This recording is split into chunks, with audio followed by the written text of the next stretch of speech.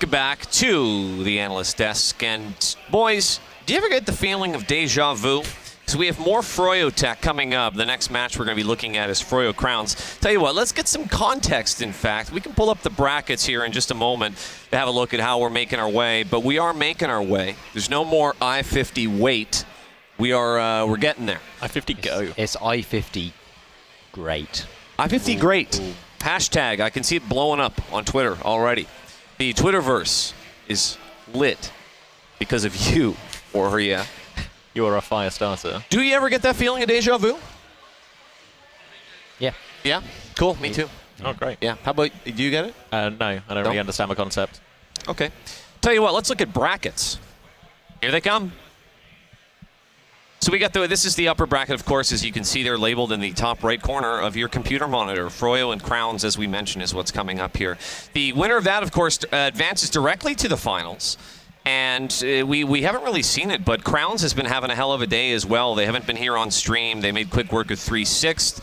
They took down Full Tilt and knocked them to the lower bracket as well, which before the tournament begun, a lot of people were saying perhaps final, Crowns, Full Tilt. But we've seen a very different story. It's been froyotech that's been having a fantastic tournament, and Jasmine T are in this lower bracket, which I believe we're going to look at here now as well. But Jasmine T, to me, the story of the tournament, they will have their chance. I call this the second chance bracket, just a cutesy name for it, because you do get a chance to come on through. Jasmine, of course, they'll have to get through comfortably spanked. You can see there, which, based on what we've seen this weekend, shouldn't be too much trouble, but they still got to earn it. And we have Full Tilt as well. That will take on the winner there of ZNX, most likely going to take down Wind Tunnel Tactics. We're imagining. They've gone to 3 maps though. Really? Oh, really? Yeah, I'm just going to type their name into my database here. Yeah, wow, he's really typing there. But so you can see there, obviously, the winner of the losers bracket will then be able to make their way back up and face whoever wins this next upcoming series between Froyo and Crowns. Was Froyo Crowns the upper bracket final that we were anticipating? I thought Full Let's Tilt. go. Wait a minute, War. Do you have something? ZenX lost the first map against Wind Tunnel Tactics. Wow. Who is even on Wind Tunnel Tactics? Samsky Evans, you know that guy? Unfortunately. No, wait. Yeah, I've heard he's all right. Stevie JJ. Is Honey Badger's team as well? It's Honey Badger as well. And XD. Wow. I don't know who XD is. I believe that's a smiley face with the tongue is out and when their mouth open and the eyes are closed. It's must be quite hard to play like that. Yeah. Well, but you can get a Braille keyboard. Christ Almighty, that is possibly. I mean, yeah, it's gone for a game 3 because Zenix won the first map when it went into Golden Cup. Well, surprises. They do happen at LAN periodically. It is best of 3 format, obviously, so we'll see what comes of that from ZNX and Wind Tunnel Tactics. Winner of that will go to Full Tilt. But can we go back to the question? Froyo, Crowns, upper bracket final. Is that a surprise? No, I think it's. I don't know. At the start, I think everybody would have probably predicted that. But I think after how the first day went, I think it is quite a surprise, especially with Crowns, because they didn't have exactly the best day yesterday. They did end it with beating froyotech, so they actually got a very good result. But yeah, I don't think many people would have expected it from yesterday's performance.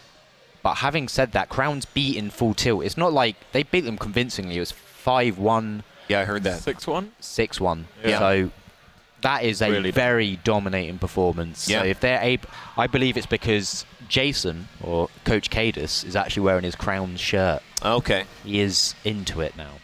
Yeah. He even has a whistle. Into it. Elbow, a whistle. Now what does he do with the whistle? Basically, whenever his team does something wrong, he just blows it down the microphone. Okay. They're all partially deaf now. It's quite tragic. Wow. I thought I knew everything about TF2. Well, tell you what, I mean, froyotech, I'm sure that they feel great. I'm looking at them right now. Boy, they look so cool, don't they? Cool. Let's look at the team. They look cooler than this in real life. Free State's got a name. Boy, oh boy. Free State the whole time. I You knew only had it to was. get to the upper bracket finals to get named. I kept telling you, yeah, you got to really Who's earn that invite scout? It's Free State. Look at Muma still, and I believe these are up-to-date stats, are they not? Banny and Muma, both in their category, are just being dominant. His average S have actually sort of gone up a bit because of that very, very close game that we had against Jasmine Yep. Tay. Yep. So yeah, Jasmine Banny's team. KD has also dropped a bit. It was first in that. So after actually having, you know, 2 very, very close games, they're starting to look pretty decent now, but nothing's really changed. But we should look at Crowns because they haven't really been featured in some time.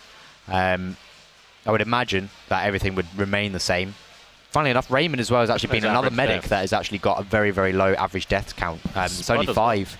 It was yesterday when they actually played Jasmine T, and he only died, I want to say, twice. Yeah. Wow.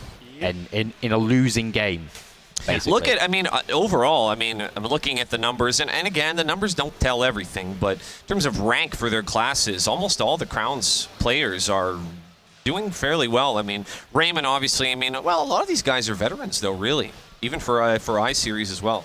I mean, the key parts would probably be Raymond, Spud as well. Spud was a little bit cautious about because he's not exactly the flashiest player, but he doesn't really do anything wrong. But this time he's like been insane. This LAN has been fantastic. Oh yeah. The game yesterday against Jasmine T, he was literally keeping them in by himself. Like the amount of pipes that he hit was just like a one-man army.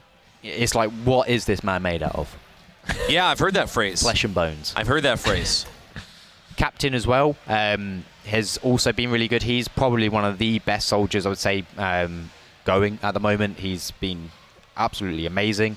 I would say I'm kind of like still waiting for him like a huge like game dictating performance from Stark, because he's normally the kind of guy that will just completely dictate the pace of the game. I think it's going to be fascinating watching Stark on the aggressive scout role for Crowns against Banny on the defensive scout role. Yeah. Like pretty much the 2 best scouts in the world. To see how they also address any sort of backcap threat or anything like that, any of his sort of plays to create space, and how they address that problem is going to be quite interesting. Need to say, I'm sure most of the other teams will be wanting to take a look as well, just to see how they can perhaps deal with them if they do have to face Crowns again. Well, we're going to, let's talk a little bit more before we hand it over to our casters. Do you, I'm thinking about Starkey. I mean, do you get the feeling that Stark is having a good LAN, that he's playing up to full potential, or do you want a bit more out of Stark? I think it's just because I don't know. The first day it was a case of he arrived incredibly late. Yeah. He had a very, very hard time traveling. Right. So today's really going to be the game where I would expect him to perform at his best. Yeah. I was saying previously, I think in Fully Charged, how I've not seen him had a poor game all of last season in the game, even in the games where Nameless or Crowns lost. So from him, I expect very big things. He'll probably... It's going to be very close, but I feel like he could probably be the turning point for Crowns. CommanderX, who do you like in this matchup, and why? I think I'm going to have to go with Crowns. I fancy Stark. You fancy Stark? Don't Well, tell my because girlfriend. Good night, everybody. Stark always plays behind, which is why he fancies him. It's my favourite position I don't know what that means. for a scout to play in. Check, please. Do you agree with that? Are you thinking Crowns as well? Is it too cliche for you to cheer for the European team? No, it's not, because I'm normally the guy that's like, You don't normally cheer full stop. Europe's bad. Yeah. But because of how dominant and how badly they thrashed Full Tilt, I would kind of favour them, to be honest. Yeah. They all have the highest like morale. They'll probably not have anything to really sort of look at, or any adjustments need to be made after Full Tilt, whereas Froyo just sort of scraped through by the skin of their teeth. It could have gone either way. Like, even though it was 2-0, like Really the series could've. was 2-0, Yep. it really could have gone either way at so many stages. I don't want to say lucky, like they still earned it, but it was really close. especially in comparison. Whoever does win this still have those darn Aussies to worry about in the lower brackets, so they'll keep that in mind too. So we're in agreement here on the desk that froyotech the underdogs in this one then. I wouldn't say they're the underdogs. I think they've got more to There's only prove. 2 teams. Yeah, but underdogs implies that, you know, they're like, you know, at the bottom of the barrel. You know, I don't think it scraped implies together. that whatsoever. I mean, I'm just saying, you know, is it an upset if Froyo knock Crowns? to No, the I lower wouldn't say bracket? it's an upset. I just say that Crowns have a very slight advantage. Edge. From what we've seen, I kind of feel like Crowns have a little bit more. Having said that, Banny did apparently talk about his unknown quantities of strategies that he's got locked up in his jail downstairs. It might be another mystery sub-in player like Clockwork. Okay, so there's a jail downstairs. I haven't been around the venue as much as you. There's a jail. Whoever keep all the former iSeries winners. Yeah, wow. TLR's on day It's amazing. release. Yeah, why is he not down there? What's going on? Obligation. What's going on here? Can we get rid of him, please? Security? Security? Hello? I don't know what's going on. We'll take care of that. I believe he is an epic troll. We're getting set here. I don't know if we have the map decisions here just as of yet. Waiting on the map picks. But what are we imagining? Like Granary, Gully, Badlands? I think both teams are going to want to play Gully Wash. Yeah? Which is Why do you say that? Crowns have a great record on it. I think they've, including like Season 24 and DreamHack, they've played it 8 times, won 7 of them. A lot of no's against Full Tilt as well and other like playoff teams. I can see why we have you on this analyst desk. I can remember occasional numbers. Yes. But froyotech also fancy themselves on Gully Wash, so it'll be really interesting who actually picks that map. I think, in general, Europe is better at Gully Wash. I think the Americans overrate themselves on Gully Wash, and I think it could be a misplay if froyotech had to pick that map. You know, we call it Ghoulie Wash in North America. As for me, some people do. That's where the issues start. Yeah. One of the issues. What do you think? I mean, are we going to see? Are we done with Viaduct for the rest of the tournament? Is that it? I don't think so. I'm not 100% sure, to be honest. All the maps, there doesn't seem to be a map that is shockingly bad for both teams. There isn't like a glaring weak point. There are obviously strong points, but I don't think it's like a case anymore where a team's only good on one map. Yeah. Like Badlands seems to be the default one. Sure. I think Reckoner's still a bit of a curveball, though. Yeah, we haven't seen Reckoner on stream at all. But I'd imagine that Froyo would probably ban that. Yeah. Unless they want to sort of like double buff. But then, yeah, because also they've got to bear in mind they lost Badlands yesterday against Crowns. So froyotech, I imagine, would not want to play Badlands again. Or maybe they want to play Badlands because they've got the most experience. You know, it was only 2-1. They won Badlands today, did they? Who are you looking at? Who is that you're looking at? Looking at the past is up here. Hold on. Gabe Newell actually just walked in. Hey, Gabe. It's kind of like the Lion King. Can we get him? See the past. Yeah. I'm looking in the distance to see if someone in the crowd will sort of like pull up a sign and confirm. This guy knows. Thoughts. Look at this guy. He knows. He does. Nothing like jokes that the audience don't even. The audience can't see. Yeah. He's. I don't think he is. I think he's. Guys, if you come to iSeries next year, you can get none of these cool jokes. Yeah. Yeah. I think he's actually. These are attendee exclusive. Oh goodness, there is 2 people that should Penguin. definitely not be allowed in here. You guys seen Tim Burton's Batman 2? Batman Returns? You Guys, saw the main antagonist of that one, Danny DeVito as the Penguin walked if you by. are at the iSeries, do make sure that when you go home tonight that you bring a friend and make sure that your phones are fully charged just in case you do get in trouble. Never travel alone at It's weird to iSeries. mention. I'll have to see it. I've meant to mention earlier in the day i58.tf. A lot of people are jumping into Twitch and they're saying, "Oh, what's going on? I missed. I've had to work. What do I? Ohio." i58.tf is a fantastic resource where you're able to keep up on the social media and stuff. So you get your Twitter stuff going on, but also the results and whatnot. It's a good place. It's a good place. It's a website, is what it is, actually. On the internet. Yeah. You will need an internet connection to access this website. Yes, yep. Internet is one good thing to have. A computer... Optional. Maybe. Optional. Yeah. Just look straight into the internet.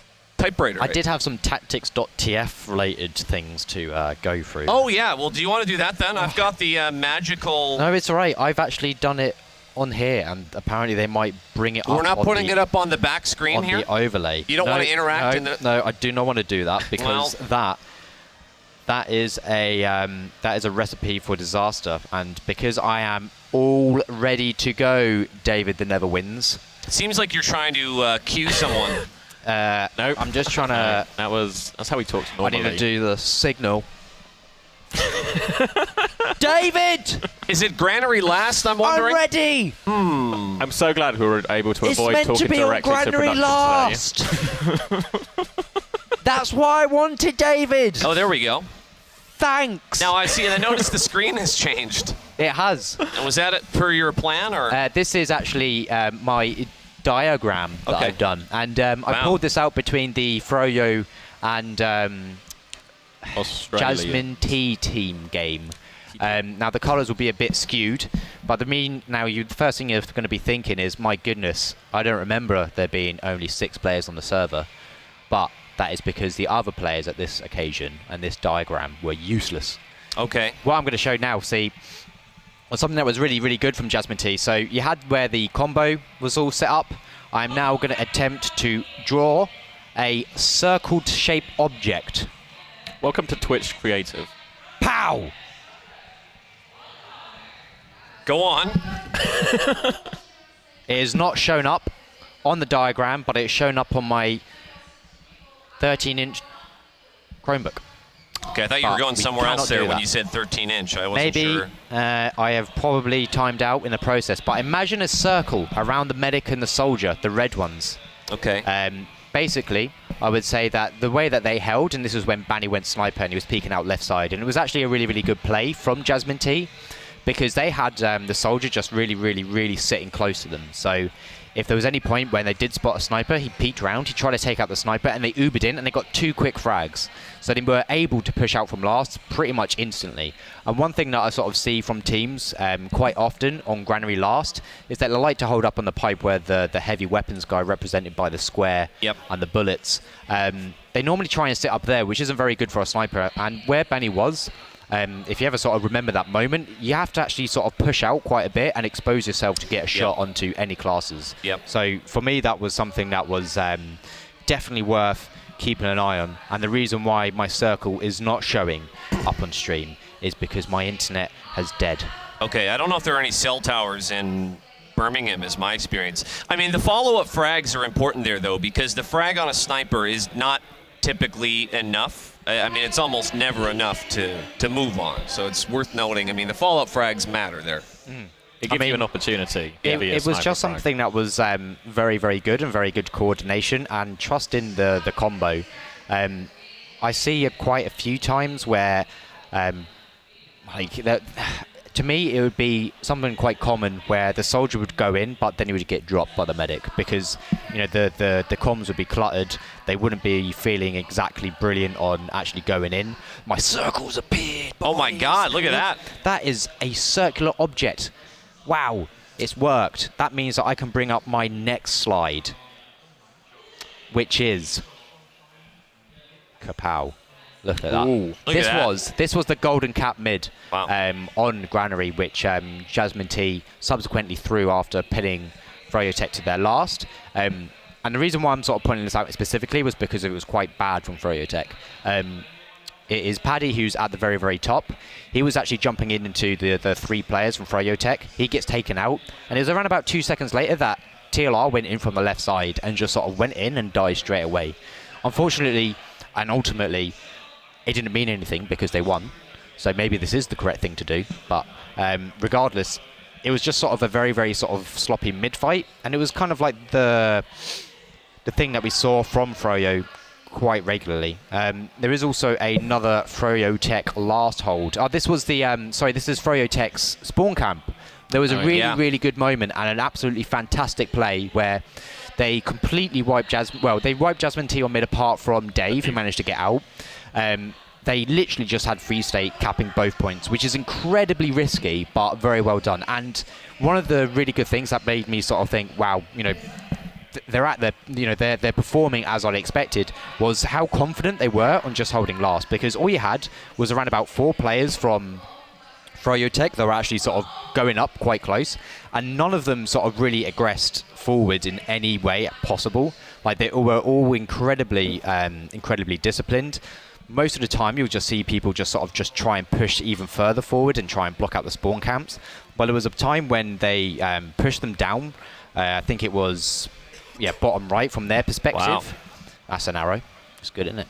Yeah. Directions. And there was even like a point where I don't know if it was like a miscommunication, but when Jasmine T tried to get out from the other spawn, they were just getting spammed out from the other side as well. And I remember, I think it was Yui who was walking out backwards, just walked out, died, and then that was it. And the fact they're able to keep that much pressure, and all of this was going on whilst they were still waiting for the cap on second. Like, I've seen many teams try this, and they always start to sort of go back a little bit and release themselves off the pressure. Yeah. The only thing that I would have liked to see from Jasmine T, that's a bit of a rhyme for you.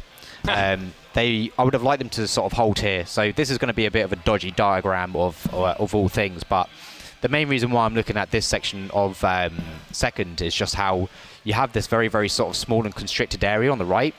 I kind of feel that as they had a pocket up, if they had just sort of jumped forward a bit and just held there and maybe try and take the Uber trade, they would have been able to sort of stop froyotech at that point.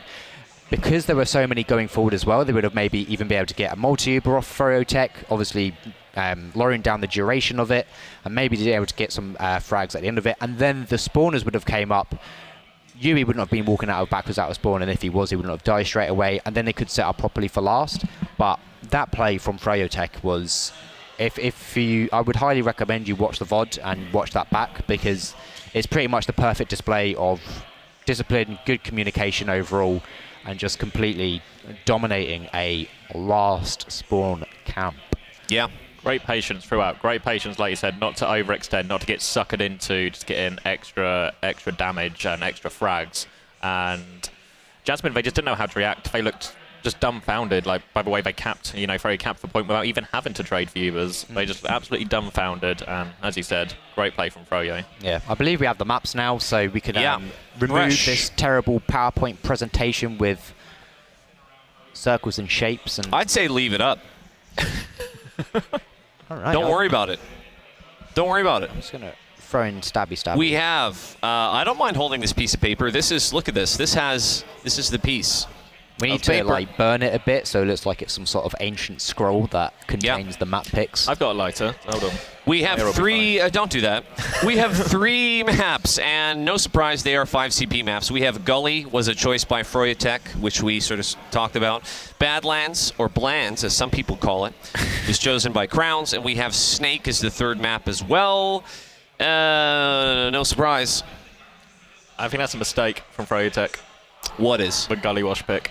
Why is that? It's really strong for Crowns. You think that they... I don't. Are they overlooking that? I do not. Guys, agree hold with you. hands. Our hands are both incredibly sweaty. No way. You've got to think about... Let me pick that. I still need this. They had to ban... So, I mean, obviously, in terms of bans, so Crowns banned Viaduct, okay? Process was banned by Crowns. Froyo banned Granary. And what's Reckoner? Reckoner. Yeah. So, I mean, there's only so many... You only get so many bans. Yeah. I mean, I think it will be fine for the Froyo frozen yogurt technology, because they have just won it. They did it from a very, I would say, impossible situation. Yeah. I mean, that is the push out from last is rivaling the infamous TCM Byte push out from Gullywash last against, was it TT eSports? Fackle Brigade. Oh, yeah. Whatever they were named at the That's time. a classic. You should watch that. To watch that VOD. I'm not going to, because I'm busy right now. Yeah. But we're getting set. I mean, I'm sure production can bring that up on stream right now. Oh, yeah, that's great. Let's pull up that VOD from 2008, can we? It's AFS season, that really prestigious one. Anyway. I think we have it queued up. Yeah. Hello? So we... Xenex also beat Wind Tunnel Tactics, so they haven't embarrassed themselves too much. But Okay. A bit. So, yeah, they'll be taking on Full Tilt now in that lower bracket. Yeah. You can follow along at i58. There was a point I was making. Well, yeah, they now. had actually sort of turned around a situation that was very difficult, which is being pinned back to their last and then in a dying minute, winning the entire game. So I feel that they're actually be quite confident on it. The only thing that Crowns has on terms of Gullywash is a good record on it. However, they have been incredibly passive on it. And I do not think that it will work against froyotech.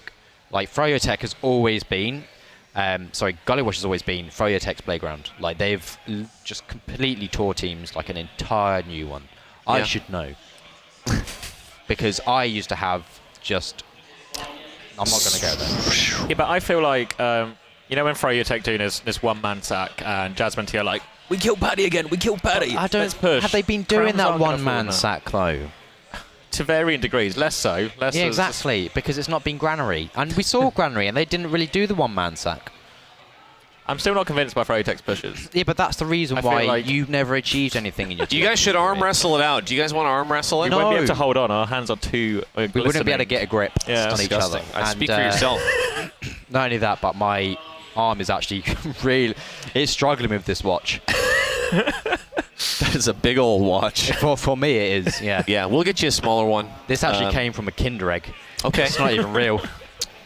Police are on the way. You're not allowed to have Kinder eggs. We're still waiting on a status. We're waiting for players to join up and whatnot. We've got a new batch of casters here. Yeah, I believe Who wants to guess who it is? it's Bite and Salamander. the Pledge And Pledge.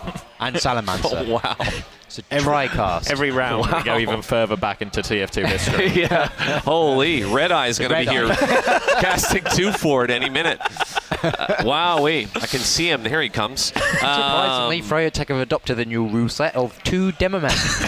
Wowzers. New rule set. Yep. I'm told that all of Crowns are here. They're here obviously, but they're in the map. Is It what's is more surprising important. that froyotech were saying we do really want to get started right now because we are ready, and now they seem to just want to delay further. Is that them standing up over there? Yeah. It is. I can see Tyler's Gorgeous face. bulging biceps as well. is No beautiful. homosexual. Yeah. Wow. Wow. Yeah, we are still waiting then for Froyo to get in there. I had a question as you were talking there about playing passively and whatnot. As you get closer to the final, we're dealing with the upper bracket final right now. Do you really have to pick up the pace in a sense? Does it kind of accelerate a little bit, and do you need to sort of up your game as you go? It sort of dictates itself. I think you do find that teams will play more passively in the earlier section of the day. And then further out, they'll have more momentum. They'll be feeling a lot more warmed up. So because everything's more on point, like players are a little bit more reliable when they try and go for a pick on the medic, so to speak. So I feel that once the players are fully warmed up, that's when you, and they're playing at their best, that's when you actually see more fast-paced games. Even so, like the games have like low score lines, but it's back and forth like through the entirety. It's like end-to-end kind of stuff, and I feel like it would be the same, hopefully. I would imagine that if it does sort of not go into Crown's way at the start, they'll probably look to, pop into their shells and turtle up. But having said that, against Full Tilt with such a dominating performance, I'd hope that they would take it aggressively. Crowns really do look fantastic, and there was, a lot of people when they were calling their finals, they were saying Full Tilt Crowns, but it was kind of unsure. Full Tilt, they've got the players, they've got the skill to pull it together, but Crowns, in terms of the top Euro teams, I think Crowns unanimously have been got, the best. Froyo there with caffeinated beverages. Okay.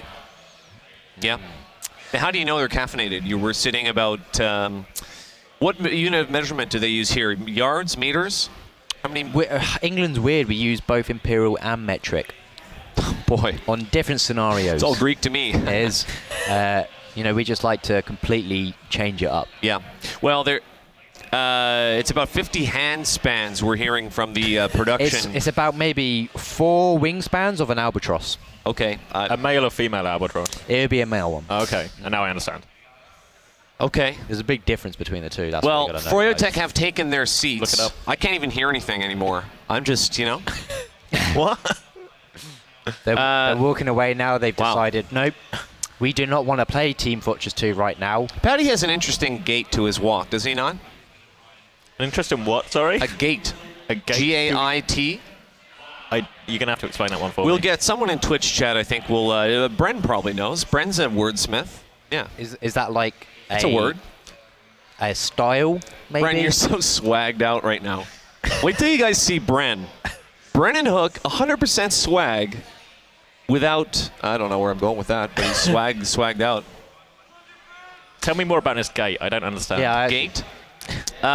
We're two confused Euros on the end here. Stop staring at Help Bren. me. Yeah. Why he's gorgeous. You need to look left. Why am We're looking at you trying why to make am I eye explaining contact. English to you? English was invented in this country. You understand that, Yeah, but you right? don't understand. People that are English speak the worst English, Okay. Including yourself. including myself. My Okay. English is god-awful. Okay. Well, you learned to read earlier right here on the stream on Team Fortress TV. I'm 26. I had to learn to Yeah. read today. Guys, if you're out there in Twitch chat and you don't know how to read, Then why are you in type Twitch chat? 1. Yeah, absolutely. What do you mean? You don't need to know how to read. Looking at what they type, it's clear that they don't know how to read. Yeah, I agree with that. I come to Twitch chat for the pictures. That's why they use emotes, because they can only look at pictures. I think this is the new curriculum that before kindergarten you do Twitch chat first in order to sort of ease into kindergarten and the picture books It's the that they basic have. line of communication. Eventually, we're all going to just be sort of holding up emotes to sort of communicate with each other. You know, the Emoji Movie is being put out by Sony Pictures. It's coming in 2017, the Emoji Movie. That's a bit of a sidebar for an esports event, but not too much. So I believe what's happening is some players are taking a bio break. They're still pacing up and down the avenues. I believe they're just sort of trying to. Yep. I'm getting that they're going to be quite frustrated. The admins are, from the looks of it, there is a whip out, and I can see Banny over yonder with his phone out, and I think he's ready to post a cryptic tweet directed at the tournament admins. I think Firestorm's holding a javelin, it looks like. So an Olympic javelin. I would definitely say that keep an eye out on Banny's Twitter feed as well as mine. Hopefully they let him out of the country. They can't hold him here, can they? If he breaks the law? I don't know, actually. We need But him. that's quite We political. need him back home in And NA. As you probably guessed, We the need only thing that I am good at explaining slightly is Team Fortress 2, so I can't really delve into the political situation of holding an American here.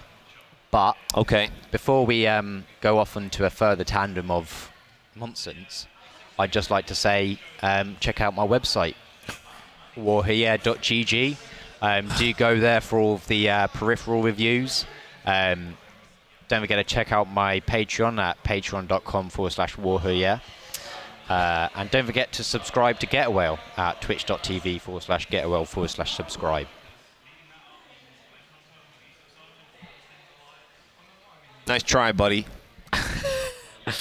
That's not the I address. don't even have a subscribe button. Boy, oh boy. Well, Twitch chat, thank you all for sticking with us and bearing up with with us. us, mainly. We're doing our best here as we're waiting for the teams to get going. It's out of our hands. You can't blame us, can you? You could, but it would be erroneous. We'd rather blame. you didn't. Oh, I see them. I do see the man. Now Oh, this, no, I don't. Okay. Now, see, this never would have I happened do with see Lansky. TLR. He seems to be lifting some weights as well. Blaze never would have done this. And that's just his arm. Oh, Yeah. it's just a constant thing. He actually just sort of just has two really, really heavy weights on his hands at all time. Most people work out during, a couple of times a week for a couple of hours. TLR doesn't stop. 24/7. Doesn't stop. Even in a tournament. Yep. He sleeps standing up.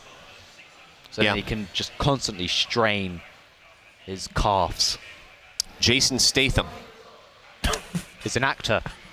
Transporter 5. Solid Coming to a screen segue near all you. round. So they are There all are 6 sat players on Froyo, which I believe is all of the players, is it not? down. It is. That is how We're still doing 6 versus 6, we are right? doing 6 versus 6. Plus a code. Highlander Thank God. will never be a thing, so please stop trying. Just let it die already. Thank goodness. I do Thank goodness. apologise, Pyromanes. Stay tuned for the Fours tournament, though. That'll be coming up after Probably on the main stage on Twitch, where they are still after Hell freezes just over. streaming 2 people playing on the same team in Overwatch pubs. We're streaming 3 people talking about stuff they can see and that the camera can't see. I'm being told that the map picks that I threw over my shoulder are needed. Do you need this? Here you go, Bren. Okay. See, this is Guys, if you'll stay here for this, you'll stick here for anything, right? This is good. You guys have been so patient with us. We wish we had something to give you other than this. If you guys want to come here, we'll sign stuff as long as it's you need the gift wrap. But if you want to come and find us. I signed a T-shirt and I spelled my own name wrong. Yeah, you told me that. Wait, did you actually? It seems like you did that so you could talk about how you did it. No, I wish No, that was it was real. To be the bit, but unfortunately, I just like to admit my dedication mistakes. to a bit. Tell you what, I feel comfortable knowing now that Froyo is sitting down. We could toss it to our casters. What do you think about that? People Maybe. are sick of us already. I'm sick of myself. So. I'm not sick of myself. You know what gets on my nerves? I do. Tell you what, we've got Brennan, Hook, and Josh Wilkinson casting their favorite esport, Team Fortress 2. Let's kick it over to the Which boys. they'll Let never them leave. talk. Boys? I don't like that they make assumptions like that, Bren. Yeah. I know. I thought it was guys an Overwatch. That's what we came here for. Yeah. I don't know, but It's going on right there, actually, isn't it? I think we're supposed to be at that. What are we doing here, Wrong Bren? seats. This was supposed to be Arx and Beta again, wasn't it? We've been drafted in. No, we are here, and it is just about to be Crowns v froyotech. Our first map is going to be Gullywash. How do you think these two teams are going to stylistically match up? Crowns have been slamming in the lower bracket. They destroyed Full Tilt. That was not even close. It was Process, and then they moved on to, what's the second map? Gullywash, which is like the map that Crowns have been favoring recently. But we see froyotech are really comfortable on this map as well. Crowns, though, really slow style compared to Froyo. I can 100% see Crowns getting a leg up on Froyo in this map at least. Gullywash, as the analyst mentions, it's a favourite of both these teams, but I definitely think the play style of Crowns, where they play very slowly, they take it methodically, they wait for these one or two picks, and I think it will definitely favour them on such a sort of, I don't want to say stalemating map, but it's just Gullywash is the play style does slow down quite a bit. You certainly can slow it down. I mean, it's one of the smallest maps in the pool in terms of distance between points. So you can have incredibly fast rounds, like the analysts were talking about the famous TCM round, where they did it in something like 43 seconds from their last to cap it out and send the map to a golden cap. But if you try and slow it down, if you play a really slow, methodical, safe style that Crowns are kind of renowned for at this point, it plays into your hands quite nicely. So I think froyotech may have just shot themselves in the foot a little bit with this one, especially since the map after that one is Badlands, which they were struggling against Zenex on. Yeah. I think, given the map pool here, I don't even think that we'll end up going to Snakewater. I think this is going to be a 2-0 for Crowns. Yeah, no, I'm not going to disagree with you there, just for the sake of the casters' banter between us. But, No. like, If no, Froyo are going to die, they're going to die. There's nobody that can save them. Froyo are terrible. No, actually, they're really not, though. froyotech have got some of the best teamwork of all of the teams at this event. I think it was actually Tiger who had an interview earlier on Zenex. That was before they took them on in the bracket. Yeah. And he was saying, froyotech, they don't have the best players. They're not that good. All they have is excellent teamwork and synergy. I was like, right, okay, that's not like all you have. That is basically like the largest component in the game. The game is literally called Team Fortress 2. Yeah, it's literally teamwork. It makes the dream work, Bren. Yeah. And you don't need the most skilled players, and that plays against Crowns pretty well. If you are a team that favors individual talent and you just try and smash yourselves against Crowns, you need enormous big plays in order to come up on top. You need to be able to get in onto Raymond and be able to pick him in a lot of these situations where they all hold quite passively. You need some kind of individual spark that's above and beyond.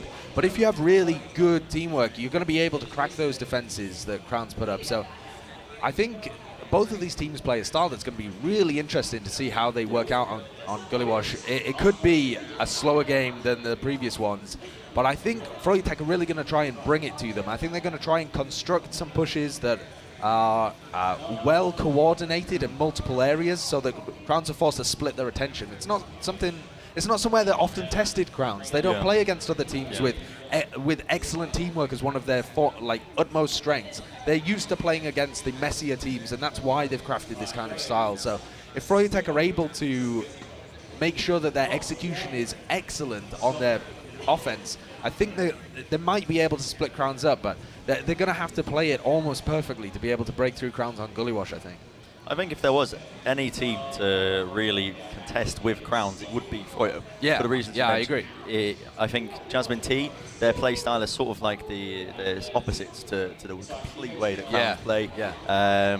Then you've got full tilt as well, which Crowns are very, very used to playing they're against. so comfortable with them. I mean, the way that they dismiss them in the lower bracket, I don't think really says much about the form of either team, so much as the way that they're used to playing against each other. And the map draft process for that must have been really odd as well.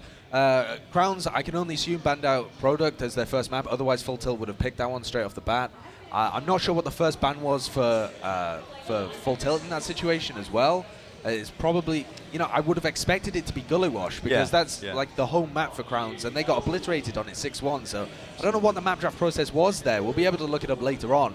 But the map draft process for this one ended up with us playing on Gully Wash. And we are just about to go live here with our first map. This is Crowns against froyotech in the upper bracket final. Let's get it started, Bren. Absolutely, this is where the dreams are made. The winner of this going to be going into the finals. Crowns versus froyotech. We're going to see who is victorious. The first mid-fight of map number 1. Spud getting in some early aggression. Paddy also jumping into that lower area, dragging a few of them back, trying to get that damage in if they possibly can. Crowns really just exchanging spam, playing quite passively. Paddy jumps forward, does so much damage to Raymond. Raymond on a sliver of HP, only just managing to pick up that pack. And now Crowns look to go on the offensive now as they've already picked up 2 kills. Can they make it free? A lot of spam coming into this choke area right now. And Crowns are just ready to steamroll forward with all this momentum they recruit. Stark is in behind as well. Stark has been able to get onto 4-4. He's taken the 1v1. He's been able to take him down. No way, Drac! And they wipe them up. Drac with a huge play as well. Goodness gracious me, Crowns turning up today. We knew Gully Wash was going to be one of their better maps, and they are definitely proving it so far off the back of that. And froyotech just getting absolutely dismantled now. Crowns already on the last point. They've got the 100% Uber, and it's not good enough for them. That's one of the fastest rounds I think I've ever seen in Gully Wash. That was a slaughter. Yeah, that was unbelievable. For the whole round, I mean, the mid was dominant. It started out, a little, a bit of poke and prod from both teams, and Crowns came out the better of it. And Stark and Drag flanking all the way through the big door, just straight after the mid. They didn't even look to see whether they were required in a cleanup or a repush or anything like that. They knew that froyotech were getting out, and they knew that they'd be able to flank them and pick up 4-4. Well, this is it. This is where the test is. We'll see if Froyo are disgruntled by this. They're going to be rolling out through that big door area. Once again, Spud getting off some early aggression. 4-4 already on half HP, so he's going to be able to back off. However, Paddy has managed to find the first kill of this mid-fight, so it's going to be a one-man advantage going the way of Froyo as they are looking to make it even further. They're jumping all the way in. Spud having to back all the way off. Takes an hour from his teammate, and it looks like Crowns, they do not want to contest this just yet. They're going to be happy to hold on to this second and not let Froyo get any more territory. The best way of dealing with the Crowns mid-fights is to put early damage or possibly even get a death onto Drac or Stark, and they managed to do that there. And now Tyler has gone all the way in. I think he was looking to take an Uber trade and realized that it had gone badly. 4-4 just cuts his losses and realizes that to use an Uber in that situation to save TLR would be a bad situation for them. And Captain's gone in as well, seeing if he can find a pick onto anybody, but 4-4's positioning really smart all the way behind. I think they spotted him as he came in there from the lower entrance. They're sacking their own roamer. This is fast-paced trade of people. They're trying to catch one of the teams not quite set up with people around choke, but they're too smart to be caught by that kind of thing. That's right, 100% Uber going to be held by both these teams as it stands, so they're really just locked like two bulls locking their horns as it stands in this second and midpoint. But Stark, he's trying to switch things up. He's gone back to spawn, and he is going to be running that sniper at the moment, just making his way through Riverside. He's going to be dropping down and see if he can get an angle onto anybody. 4-4's holding quite far back. I don't think he's going to be able to get an angle onto anybody there, but he's currently looking over towards Big Door. And Paddy, if he peeks his head around, could get it ripped off his shoulders. But it's Crowns, even though they're back on their second, who are looking to make the instigating move, but Free State, as he just tries to bully his way in, gets destroyed by Captain. They've got enough spam on that choke to be able to take out anybody who goes for anything cheeky. It's going to have to be an Uber trade or a sniper pick here to open things up, I think. And Stark, he goes down, drop down. This is a super aggressive play, and they're not going to expect it particularly, but Paddy locks him down. Stark has managed Ubers are being exchanged here. So they haven't even got the Uber off onto Raymond. They've been trying so hard in the entirety. They've completely kited them for days. Spud picks up TLR with a pipe, and that's going to be Raymond with 100% Uber. Crowns are going to be very happy with this now. Froyo realize they have to back off. They're playing a bit more passive on this mid, as Crowns are really just waiting. They're looking to take it from the underside area. They haven't been spotted yet, just yet. This could be an absolute excellent play by them. And here we go. The initiation straight onto them. Free State might be in a bit of trouble so far. He's been caught out of position. He is going to finally go down to captain at least. And Uber still on the side of Crowns. They're not being forced to pop it off just yet. I think they might even just be able to get this for free, as TLR is so weak. Captain going to be able to find that kill with no issues whatsoever, as Crowns are going to be able to secure that mid-fight with clever positioning. They are, and I love the way that they didn't even attempt to use the Uber there. They realized that Free State was caught out in Big Door. If they, because they'd managed to get in so sneakily, Free State hadn't adjusted his positioning. They were able to catch him out and weren't forced to use the Uber for it. So I love the fact that they went for the pick in that situation rather than going for a really aggressive Uber and trying to pick up 404 on the rest of the team, because the high likelihood in that situation is you only get a one pick max. Maybe the whole team manages to kite your Uber, and then you're left in an Uber disadvantage situation. Now they've got control of second, and it's Uber v Uber. Well, they're trying to work their way into them, basically trying to cut them off from the shutter side where Muma's held, and Froyo, they've realized they can't really play off that. They did get that one pick off onto Starkey, who has now switched to the Spy off class, which is interesting to say the least. And they're bringing in the off classes really early here from Stark, yeah. who is excellent at sniper. He isn't really renowned for his spy plays, but that just makes him a little more unexpected, I think.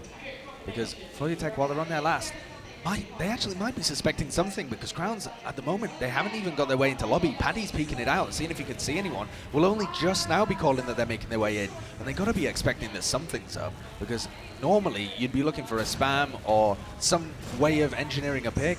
Instead, Stark is just there.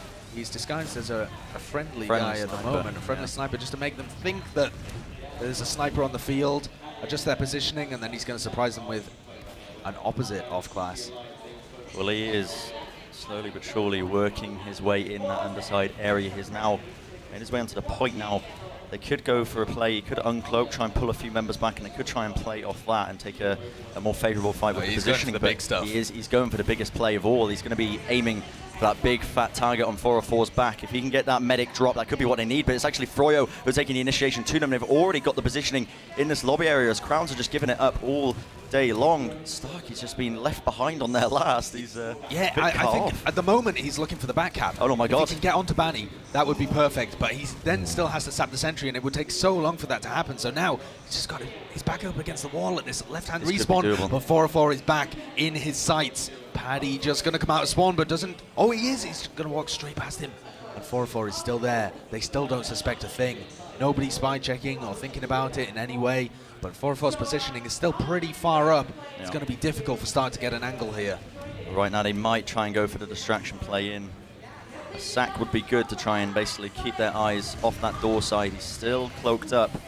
A sack would be perfect in this situation. If they send Drac in and 404 kites it out towards the respawn area, which is the most likely avenue, Stark, all he has to do is wait for the Uber charge to be delivered into his hands and dropped on the floor. Absolutely. Right now, Crowns, they are just spamming it out. Not really opting for that soldier roaming sack into the last point. Froyo still not suspecting a thing, and yet he's just so patient. Look at him just sat there. I don't really understand this though from Crowns, because the longer it goes on, the more they're going to suspect a spy. So they should be making some kind of moves to sync it up at some point, but they're just not. They're just milling around in lobby. And Stark's never going to be presented an opportunity on his own because of 404's positioning. So this is opportunities missed for the previous minute so far. Well, Drac, he did go for a little sack attempt, but he's been taken down by the sentry now. And now, Stark's been spotted as well. That's so poor. That's such a poor opportunity, or like a setup for that play, because all the pieces were in the right position and they didn't execute it whatsoever. And now Free State and Paddy are trying to make something happen up top, but Hafikool has made sure that the rest of his team is protected there. Takes down Free State. Drac is going to be picked though as well, surely. Oh, that was Captain actually, and he goes down. That's the pocket removed from the fray.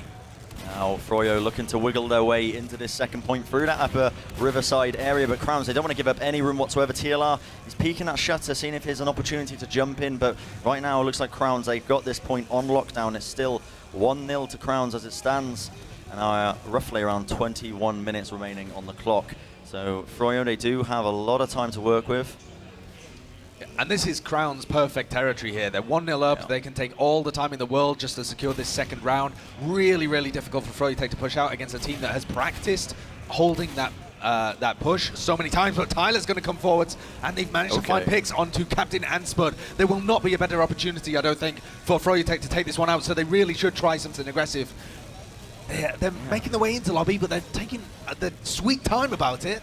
Paddy tried to go for a little jump attempt there, but Froyo, they're just taking so much time now, and everyone from Crowns has just respawned, and they're making their way to this fight. So if they don't clean up a few players quite quickly now, the opportunity is just going to be gone, and there we go. Just like that, the opportunity just disappears right before their eyes, as all 6 members of Crowns are now alive, and this is exactly the kind of game that Crowns are so happy to play right now. They've got this 1 round accrued, they've got it under their belt, and they are just more than happy to just wait for the most opportune time to strike, and playing it safe is exactly how they play it. It certainly is. That is the playstyle of Crowns, and they are demonstrating it at the moment. They have that early lead, and they are now in the driving seat, basically for the entirety of the map. There's still 20 minutes remaining here, which, you know, normally you'd still be wanting a team to build up more of a cushion, because a 1-round lead can easily slip away from you. But Crowns have shown time and time again that they're perfectly comfortable actually holding this 1-0 lead, and they're better than any team at the moment in the tournament at holding leads like this. Well, as it stands, Starkey's made his way into the underside area. My goodness, yeah, it was a nice little distraction play. At the same time, the Uber being popped as well by Froyo. They did lose 2 players forward, but they're going to be happy with that any day of the week, because look at this passive positioning by Crowns, already back onto the second. They can very much take a much more favourable fight out here, especially with the Uber charge. Spud now coming in as well. No players being dropped. Captain has picked up a frag onto Paddy. However, TLR with the counter frag onto Captain in the end. Spud follows it up with a quick little pick onto Banny in the end, but the Uber still in the hands of Raymond. He's not popping it off just yet. He's very weak on half health. Unfavourable position. I think he's been caught in the corner now, but the members of Crowns are starting to really just roll in, and they've got a couple of quick picks. In fact, 3 members of Froyo are currently down. Moomo gets 1 pick onto Haffy at least with the sticky trap. So, I mean, is this even still playable for Crowns? It looks like they want to go in and do it anyway. Paddy is doing trying his hardest to try and take them off guard, but Starkey gets him anyway. This is looking pretty good for Crowns, but I think the positioning is all over the place right now. Captain's in. He's trying to get the point. He's trying to pull them back. This might actually be doable, but the members of Froyo are actually just about to respawn. In fact, they're 4 up. Crowns, it seems it's all over the place. I don't know if it's like a communications issues or what, but now Froyo, this is their time to strike. They're moving all the way into them. Spud just escapes on a sliver of HP, getting out of that, and I think Froyo are finally, after all that time, going to be able to recap this second point.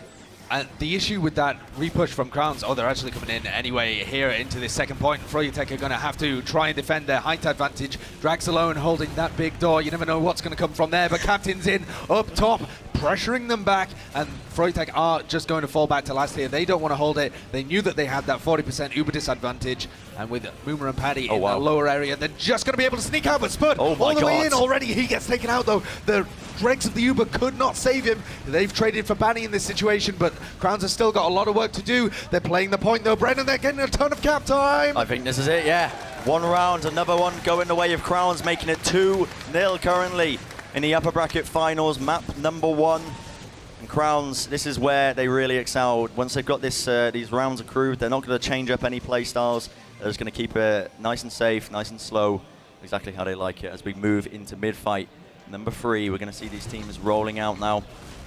And I'm not too sure, I mean, what can Froyo do on these mid-fights? They have to focus down Drac and Stark early on. Those are the players that tend to go aggressive for Crowns, and they will back out if you manage to get those picks. So there has to be some pressure onto them early on. It really doesn't matter if you get early damage onto Spud or something like that, as Moom is currently going for, but if you manage to get the pick onto those 2 players, Drac is currently up behind as well. They haven't spotted him. Drac's going to be beautiful. Just knock that Drac, he gets down. 2 rockets. Can he follow it up? He gets the 3rd. Unreal stuff. And now Crowns, but as I say that, they've dropped 3 of their players. Raymond still left standing, however, so if they can play the heals, but as Froyo just too good at focusing down these targets. Haffy Cool does strike back, picking up 1 little kill onto Banny. Now TLI is very weak. In fact, he's going to be losing that 1v1. Now Paddy on no health whatsoever. He's going to pick up that pack, but he's got a hefty meal on his plate that he needs to finish up. He wants to try and take this, and I don't think it's going to be doable against a scout when he's got heals on that Spire area on the mid. And Crowns going to be able to secure it. It was a little bit sloppy there, but they did manage to pull it out of the bag in the end. You have to be able to spot Aroma going up, drop down. If he gets up there and you haven't been able to push across the point, it is curtains for you. And Drac just made his timing perfect, making sure that he communicated with the rest of his team and was able to pick up those 2 crucial frags. Well, Paddy goes for a nice little attempt, losing pretty much the majority of his health there. Just wanted to get some information from his team, or maybe try and see if he can go for a pick onto Raymond. But as it stands, Crowns are just happy to slowly but surely cap up this second point, As we see Captain, he leaps into the air, trying to force out Banny from that riverside area. So once again, a very familiar positioning that we are seeing. Crowns putting Froyo on the back foot, forcing them into their own last point. And this is 100% Uber on both these teams' sides. Maybe we might see a pick there. It looks like they want to take the Uber straight into them. I don't think they realise that, that Froyo do actually have the Uber. And there we go, it's popped off as well. Free State on the heavy is going to be doing its darndest to try and push them off.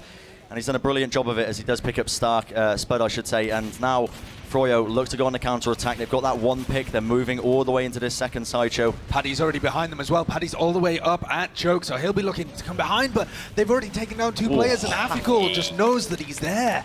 Really great play from him, and they've managed to pick up 3 players. 4 players, this is 5. really good. There's only Free State left alive, and this is just perfect from Crowns. It really is. It's just textbook stuff. Really well played. They're executing all of their pushes perfectly. We've got a little pause here as we go into the 4th round. But Crowns at the moment with a dominant lead, and they look so good that froyotech haven't really touched them. That was really, really nuts. It's quite odd to see because Crowns, you think that Froyo have got an upper hand where they take certain fights, but then just out of nowhere, Drax suddenly made his way behind them.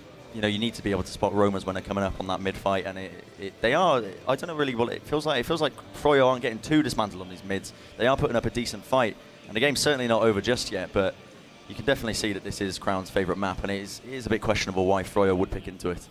Yeah, I don't think that they've given them anywhere near the respect that they deserve on this Froyo. I think their pick ban draft was awful. It was the worst that they could possibly get it on, other than Product being there, but the Crowns really aren't that good on that. No. I think froyotech would even be favoured on Product, so that's why they didn't ban that out, but I really don't understand the ban of Granary straight off. I think it should have been Gullywash taken out of the picture because Crowns, it's their home map, it's the one that plays into their play style the best. They've gone up 3-0 here, and it's going to be just a mammoth task for froyotech to come back into this.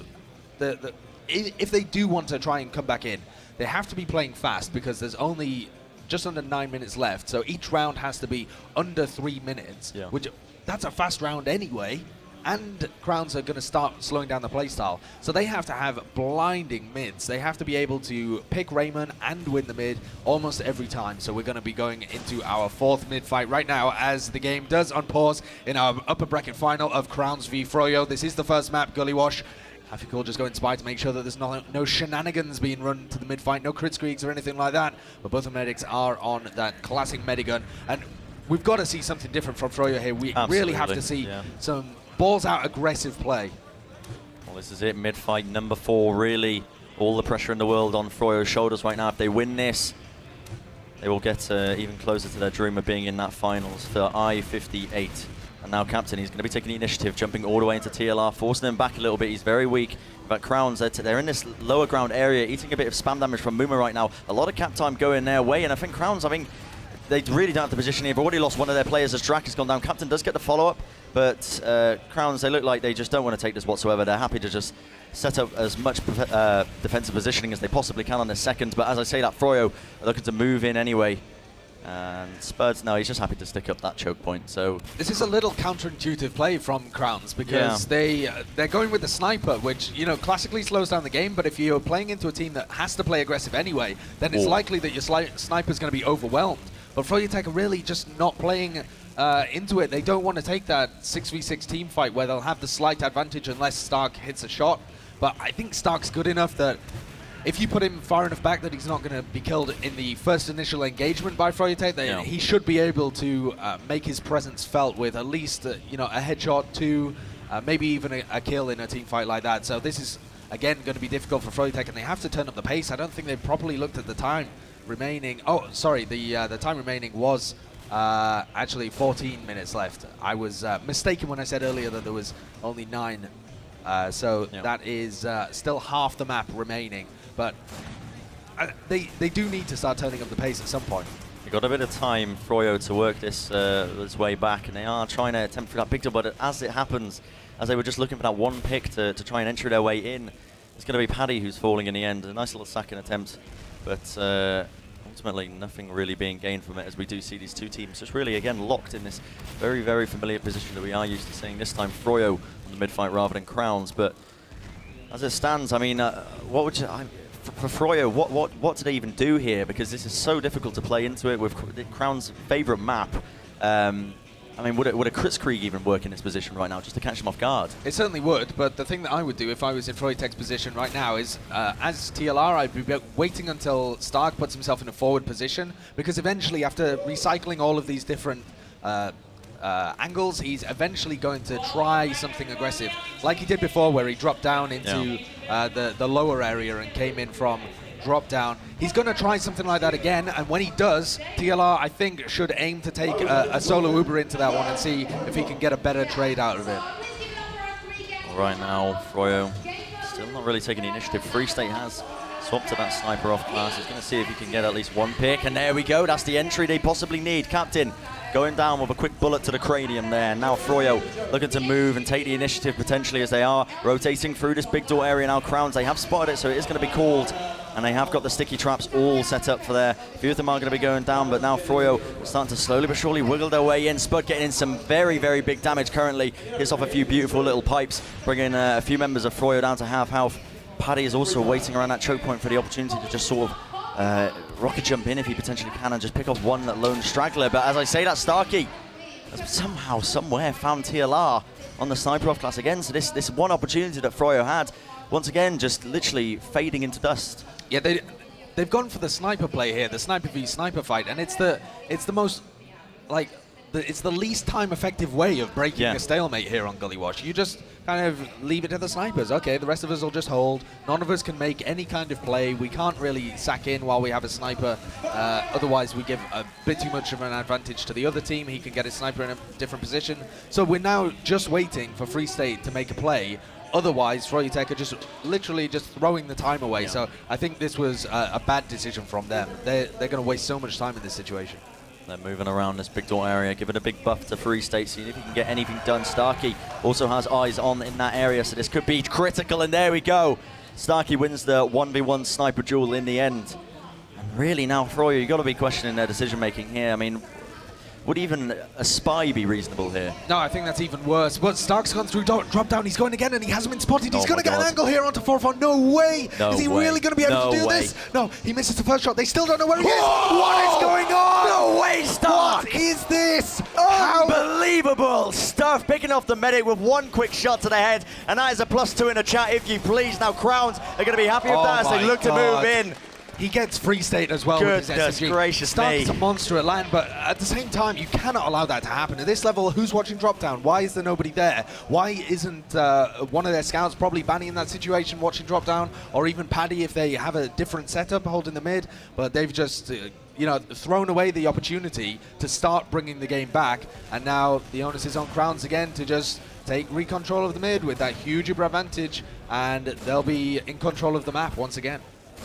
Now Crowns, they've got this 100% Uber, as you mentioned, trying to move their way in through the big door area. They've got all 6 players up. Hafikul claims the first kill onto Paddy. Free State with a follow-up onto Drax, so it is 5v5 as it stands. Make it 4v5 as Free State does follow it up. But right now it's a bit scrappy. Raymond falling very, very weak there. Not popping off the Uber just yet, but Stark with one quick chip shot is going to finish it up. TLR. Look at that, though. Exactly the same. Raymond doesn't pop his Uber. He walks in and realizes that all of froyotech are just going to flood into them because they need to get that Uber charge out of him. Completely baits them all, gets a load of kills for it, and Raymond survives with the Uber charge advantage to go forwards again. It is clinical and textbook play from Crowns. They are playing this map perfectly. Absolutely. Paddy leaps into the fray, seeing if he can get a kill, but Hafikul is hot on his heels, and he is going to be bringing him down with no issues. Now this is 2 picks. Froyo have members of the team. There's only 12 seconds on the respawn timers for them, but can they hold on long enough, especially with Raymond with this slight Uber advantage? Free State has managed to find 1 kill onto Starkey, so that might slow them down. I think Crowns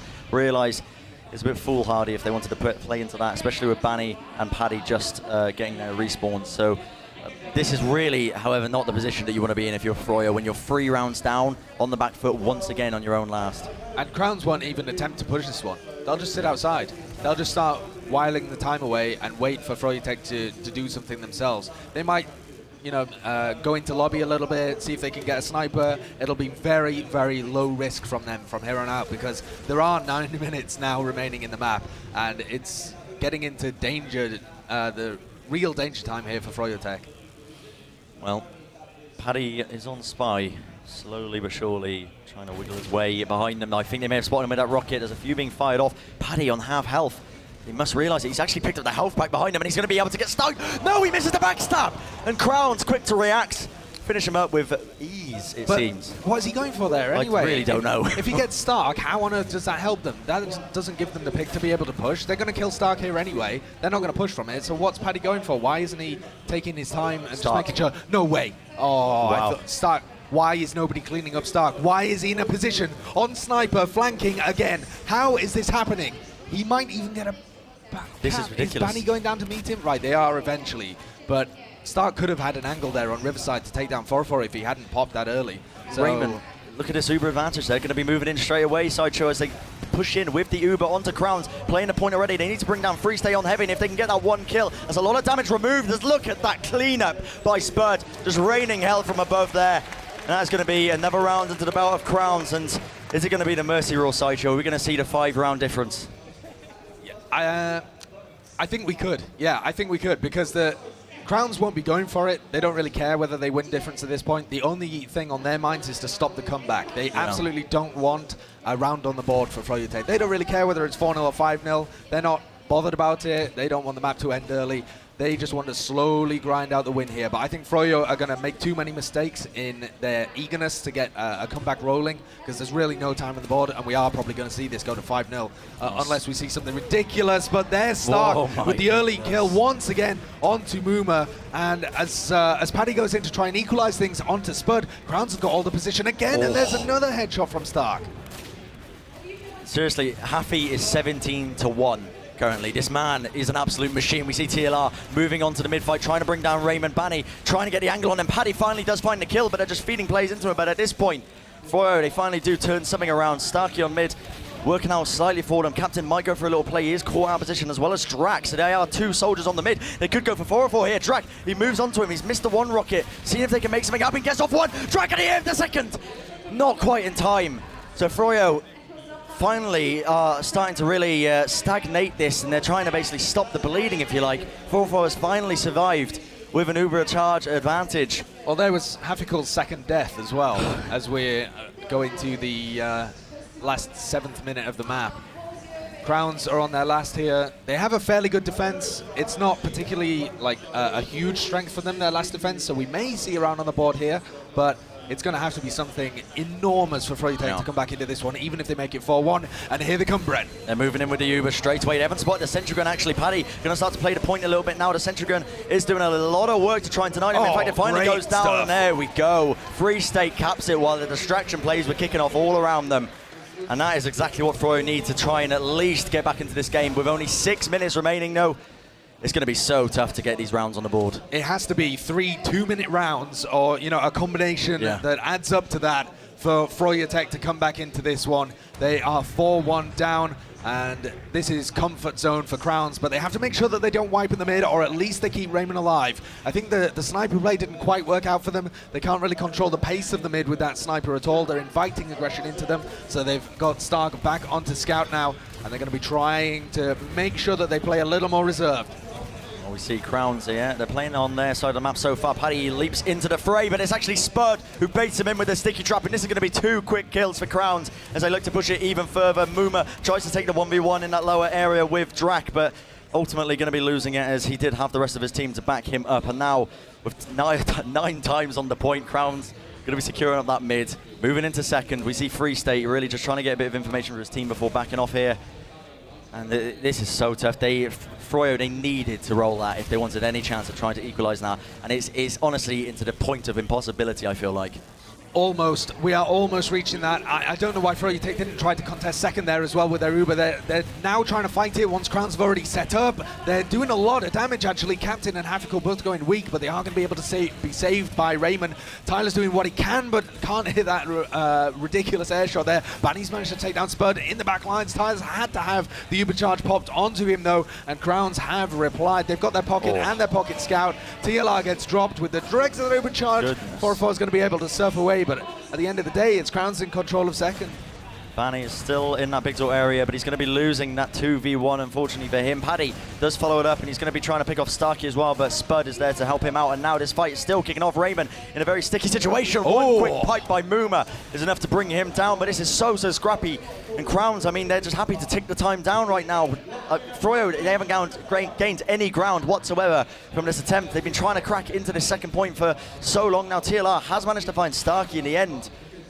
So they are going to be able to make some movements and make some maneuverments into the mid, but goodness gracious me, 4 minutes remaining, Sideshow, 3 rounds to claw. Yeah, they have to summon the spirit of bite here and repeat it 3 times over if they want to be able to do this. So froyotech, you know, it's all or nothing now. They absolutely have to go for it. Drac all the way up in the air. There's so much damage potential at big door, and he's forced off the Uber as well. 404 had to use it, and they're going to get nothing for it. No value out of that apart from the kill onto the Roma. So it's utterly wasted. All they get for that is the midpoint, and they hand over the Uber advantage to Raymond. It shouldn't matter though. They have to go for a dry push here anyway, so it doesn't matter what percentage Raymond's on. Oh, Paddy gets destroyed. So does TLR. The spam of this choke point, just sublime, and they wreck froyotech. That's the killing blow right there. I think it is now with only 3 minutes remaining. Froyo, they have to get 3 rounds on the board. They're still trying to take this fight as it stands, but they're just getting absolutely dismantled. The mid is going to be capped up slowly but surely. Free State is still on the back lines trying to take a 1v1 against Starkey. Might be able to bring him down if he's very lucky with good movement and clever positioning, but as it stands, he's very, very weak. In fact, Starkey might just SMG him down. Crown's happy to move up with that one player basically behind enemy lines on Froyo. Spud going to start pre-sticking the floor there, but Froyo, they need to make something happen. Paddy leaps into the fray. He does get the force off onto Raymond now, so Crowns, they are being forced off to use this Uber a little bit earlier than anticipated, and there's a back cap also kicking off as Banny and Free State looking to see if they can pull a few of them back. This is really a last-ditch effort now as it stands.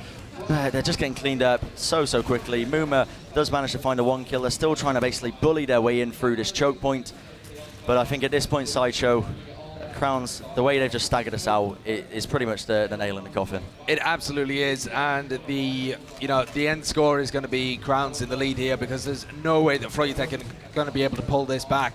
Crowns have done enough, bleeding out the time at the end there. You know, they didn't go for the killing blow and try and make it 5-0. Instead, froyotech able to claw back and get around. But at no point did froyotech look like they had the teamwork or the synergy to be able to break it. And this push at the end here is just Raymond being able to bait out the aggression again. Yeah. 404 using his Uber in. You know, the difference in how these teams are using their Uber charges, flip-flopping rather than just baiting in the aggression. And Crown's going to come back in with a repush here and obliterate them. Just make sure that they stamp their authority over Gully Wash. You are not going to pick this one again against Crowns. I don't think anyone's going to pick this one against Crowns. They looked godly. Yeah, I feel like this is going to be a first ban in many cases, if whoever's in the finals at least, because, well, I'm speaking too soon. There's still one more map to be played. Crowns aren't in the finals just yet. Froyo has still got another map ahead of them to try and claw it back, which is going to be Badlands, isn't it? It is, yeah, and that was Crown's pick, and froyotech looked shaky on it yesterday. I mean, it could be a 2-0 for Crowns here if they have this kind of display again. It doesn't play quite into them as well as Gully Wash does, but as we reach the final minute of the map, Crowns still in control here, just wrecking people all over the place, and their teamwork is excellent. They're never stretched. They never have to have really perfect timings because they're never trying to do more than is required of them. They keep it safe, they keep it fairly slow, and it doesn't require too much specific timing from them, but when they do execute, it's really well done by all of their players. Yeah, well, I mean, I don't know the Froyo guys too well, but I mean, we've mentioned time and time again, 4 of them have pretty much no LAN experience. They were tilting yesterday as well. And yeah, that's what I was trying to get at here. Like, these are young guys, they might not be used to these, especially a defeat like this. This would take all of the momentum out of your sail at the end of the day. And Spud's in with the Targent Charge as well, just that was Mooma, sorry. Mooma's in with the Targent Charge. That's going to it's going to annoy certain members of their team, I think. Yeah. If they were getting angry at Mooma taunting yesterday while they were capping, while playing against Jasmine T, then probably not going to enjoy that. We were in the dying seconds anyway, though, but I think tensions may be high. I in the believe froyotech so, camp. yeah. I think... Especially after that was their pick, you know? They're really not going to like that one. with that being said, I'm very, very curious to see what our analysts are going to have to say about this one. I have a quick inkling that it's going to be, why the hell did they pick Gully Wash? But I don't know, maybe they might say something insightful. So let's head over to them. Well, no, We're delaying this. Yeah. We'll just talk a little bit about it because I want to mention a little bit more about the map coming up because Badlands is the pick for Crowns. Yeah. And they are already looking so strong. I think this is going to be an easy 2-0 and putting them in the finals, knocking froyotech down to the bottom. Yeah. And then you've got froyotech, you've got Jasmine T, and you've got Full Tilt in that lower bracket. And only one of them can survive. That's going to be really interesting. You know, don't want to get ahead of myself, but I can certainly see it happening. To have lost your pick in that manner and to have underestimated your opponent so hard is going to really hurt them. Yeah. What do you think? What do you think, Mike? What do I think? Doesn't matter what I think. Am I even? Is anyone listening to my opinion? This is your chance. Listening to the discussion, I have questions for you. You're the analysts. Oh, okay. We can try in that way. Yeah. Listening to the discussion about map picks, when you're a player, do you think of it in that sense? Do you think about, oh, we lost our pick, now it's their pick, or does that enter into your mind at all, or do you just take each map as it comes? Not so much, and I just think especially when all 3 maps in this series are maps they're comfortable on. I think in TF2, a lot of teams, it's less about what the other team's good at, it's what you're comfortable on, and that plays a bigger part in the mentality. If you're going onto a map you know you can do well on, it doesn't matter as much who you're playing, as long as you're feeling confident, you still have that chance. Same, War? I concur, yes. Wholeheartedly. We have logs so we can pull up to have a look at. We can see if there's anything that jumps out in terms of the numbers. I think we know for the most part what we saw, but here they are. Oh dear, oh dear. Logs. Ooh, happy cool. Look at that, 3 deaths in 5 rounds. 7.3. I mean, I'm just reading the numbers on the screen. It doesn't take any skill to do that. But Happy Cool, you know, I've heard about this Happy Stool. That was something someone told me about yesterday that was dropped. Happy Cool taking a happy stool all over the opposition. Yeah. So what is that? But no, I mean, certainly a highlight there. I mean, we see all the Crowns players sort of at the top there when it comes to frags and whatnot. Not a huge surprise, really. 327, top of the table here for Captain in terms of damage a minute. You know, I've got to tell you, I was over during some of that. I was standing right behind, and look at this too, a big difference there. 3 deaths by Raymond. Raymond having a hell of a tournament. Raymond's been like, I had a lot of questions about Raymond coming into the tournament. Yep. Like, he was obviously the newest player to the team, ended up replaced Permzilla. He was obviously on the old Epsilon team for a bit, not for most experience, and also he'd been out of he's still been playing TF2, but not at the top level, asking the lower division. So I had a lot of hesitancies about him. But he's really impressed me so far in this LAN. He's been even as little deaths as any of the other medics, and he's been playing really confidently as well. Gives his team so much more to work with having a confident medic like Raymond. Yeah. Some people were sort of wondering, and I think, I don't know if it's more of a Twitch chat thing, maybe it is, but wondering about, you know, do Froyo start to rage or tilt when they're losing? I was over standing by them, and they're very, very composed, so there's no toxic atmosphere by any means, even when you're down 4-1, which is encouraging if you're a fan of Froyo. What, I mean, we're getting set to sort of move on here, War, but what is the key, do you think, for Froyo in order to sort of bounce back from this? Wow, look at the difference in frags, my goodness. But what are we looking, I mean, what does Froyo need to adjust, if anything?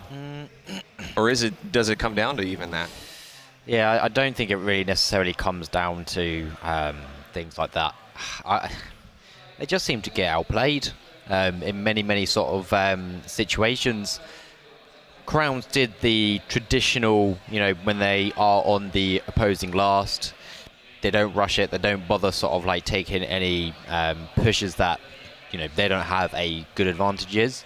It's actually like a direct difference between how Jasmine T played it. Yeah, I was thinking about that. Because obviously there was that situation where they managed to get in on last, cap it nearly all the way, and then they fell back quite a bit. Yep. Whereas Crowns do this thing where they'll do something similar. They'll maybe rely on Stark to make a play.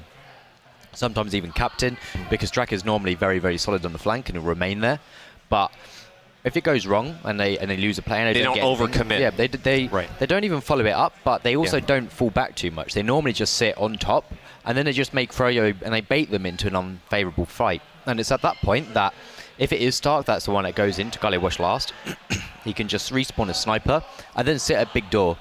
froyotech don't want to go out through Riverside and try and take an exchange there because they don't have any positional advantage there. It's a very, very narrow point. They're guaranteed to get forced as they go up the stairs from top lobby. When you actually get forced to go from lower, you don't have any high ground anymore. Yeah. You're insanely open for snipers, and you also don't have any vision on the entirety of lobby. They can just go behind you. The shutter door makes that a nightmare. So froyotech know that they're just going to be in a disadvantageous position. So that's why they never really... They tried it a few times, but you can see there was times when they would sort of like prod forward, realise that there's not really anything that they can do unless something like disastrous happened from Crowns. And because they've been in this situation like so many times, there's no pressure. They know that if something goes bad for Crowns, they'll just move on back to the next point. They never sort of overcommit on these fights either. They always make sure that it is the other team that is going to take the worst fight. The outcome is they're still in control. Yeah, the only problem with that is that it is Gullywash. There isn't really an entirety, there isn't like a whole lot of maneuverability. So Paddy, I kind of felt, was constricted in that sense because there wasn't really a lot of places for him to sort of move around. Badlands might be a little bit different, but it is Crowns' map. So I think, was it? Yes. Yeah, so it might not actually be as good for them. I'd expect it to be closer, to be honest, because as their soldiers have a little bit more freedom of movement, especially Paddy, it might be a little bit better for them. Harder to stalemate out Badlands as well. Having Harder said to that, though, take the pace of a game. I do remember Classic Mix-Up doing this, which was the worst thing in the world to play against, which is the Badlands Spire Turtle. Get the heavy up Spire. Enigma on Spire with a heavy was like, there would just be a thing point. of legends. Yeah, and it's just like, fuck it, GG. The end, yeah. Not bothering. I mean, I know we're winning the game, but Put your jacket there's on no and way. leave. Yeah, that's how frustrating it is because, especially when you play behind, and we were saying at the start, obviously, that Crowns value the first round, and if they do get that first round and they're able to push the other team back to their last, there is no need and no incentive for them to even bother going to their last. Just bait the team out, make them make a mistake, and go on and try and roll it, and that's how they got their rounds in quite a few crucial areas. Well, we will see how it plays out if it will be different, as you said, when we're coming up on Badlands, which I believe is the next map. We are told that as of right now, we're keeping an eye on Xenex versus Full Tilt, because the winner of that is going to play whoever... well, we could be possibly jumping into Full Tilt versus Xenex to see how that plays out, but we're watching it. We're improvising. We'll see if we can get ourselves an update. You know? Yeah, well, we're trying to find out right now where that stands, if they've gone to 3 maps or whatnot. I don't know if we can... I believe the first map. We don't need to take a look at the bracket. We're good. Everyone knows what the bracket is, right? Everyone's got a mental picture. Oh, of so the it's, bracket, it's still going the first map. It looks like... One thing that I wanted to note is, I mean, we have these two teams playing, and just because of the nature of how the brackets work, there's a chance that they may face each other one more time. And so you've got to wonder... I mean, people always wonder about these mysterious, secret, crazy plays. I don't think they really exist, but the more... I mean, if you've played the same team 3 or 4 times on Gully and Badlands throughout the weekend, you start to adapt a whole lot, don't you? And that could be a factor to look for, that... some of this stuff that's working might start to not work. Yeah, I think it is very, very difficult in some areas, though, because especially with the way that Crowns play, which is where, what they are doing is very, very little risk to them. Yeah. So those are the points where froyotech, if they're ever presented in that position, they're going to have to get creative. I would say just bite their tongue and just go for it. Or get lucky. Yeah, and get lucky. That again is another thing. Maybe rely on which pick I don't mean passes. as an insult, but I mean you need to turn a big pick. Yeah, against Crowns in those situations where they're very comfortable because they spent 90% of their time in them. It's going to be, you do sometimes just need a bit of luck, and I think that might be where the pick classes come in. The problem with is that when that happened, Stark was sort of like, bitch slapping them. Yeah, he was winning the sniper duels against Free State when they tried to just go toe-to-toe, take the sniper battle. He won that, and also, you talked about them making a mistake, but I quite liked what Freya did, like when Crowns was sort of sitting there, just giving Froyo enough rope to hang themselves. Froyos were getting quite aggressive, like they not like fully committing, but they were playing quite in their face, and I like that. But Crowns still just gave them nothing. Like Crowns remained calm, composed, and they gave them nothing to work with. What are the odds of a 4-1 on Badlands? In either direction. It'll be closer than that. Yeah. I think, yeah, one or two. It is very, very hard to tell because I wouldn't have expected like the first map to go that way, but and because Badlands is is very, very difficult to really dictate the pace of it unless you're a team that is like way above on the skill compared to the other. Yep. So I would reckon it could be quite close, but there is obviously it will go the full 30 minutes, but maybe if anything it'll be maybe about a 2-round difference. Yeah. The overall result. You agree with that? We want to do official Preds, or are we going to be vague? I would say 3-1 to Crowns after seeing that. Yeah. CX? I'm going to go 3-2, still in Crown's favour. Still in Crown's favor. Well, if you're out there in NA, boy, send your energy to Froyo. I don't know if Froyo are getting any chance. I don't know. Are Twitch chat just fed up with Froyo or what? They were, Froyo were sort of overload. gathered around in a huddle, sort of discussing stuff, so it looks like they've hopefully identified the weakness in their lineup and a weakness in Crowns so that they can sort of capitalize on it. Yeah. So yeah, it'll be very, very interesting to see how... I mean, the thing is, they're no stranger to the situation. Last year, they did get knocked down to lower bracket by Nerd Rage. Yep. And they bounced back from there. So it's, they've still got this map to go. It's not all over yet. Yeah. Well, like I said, I mean, standing and I like to listen to comms. We don't have, we can't just pop into their mumble or anything like that, but it was encouraging. They're positive dudes. The newer players on Froyo that people are like, they've never been to LAN and they don't know, da-da-da-da-da. I mean, I heard Patty, like, in his death cam cheering on, like, come on, Free, you got it, Free. Like, and they were down 4-1. So that's not an issue. That's all I'm saying. It's Daddy Banny, that's Good what mentality. it is. Yeah. Well, tell you what, we're moving on to Badlands. We've got our boys here. Let's throw it over. Badlands.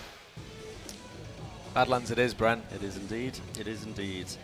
We saw these guys play on Badlands yesterday. That was the map that they played in the group stages where Crowns came out on top. I think the score there was something like 4-3 at the end of it, and it was a nail-biter. Crowns were on their last to hold, and Stark came out with a ridiculous engineer play where he had the Widowmaker and was just like destroying people. Stark is incredibly good at LAN.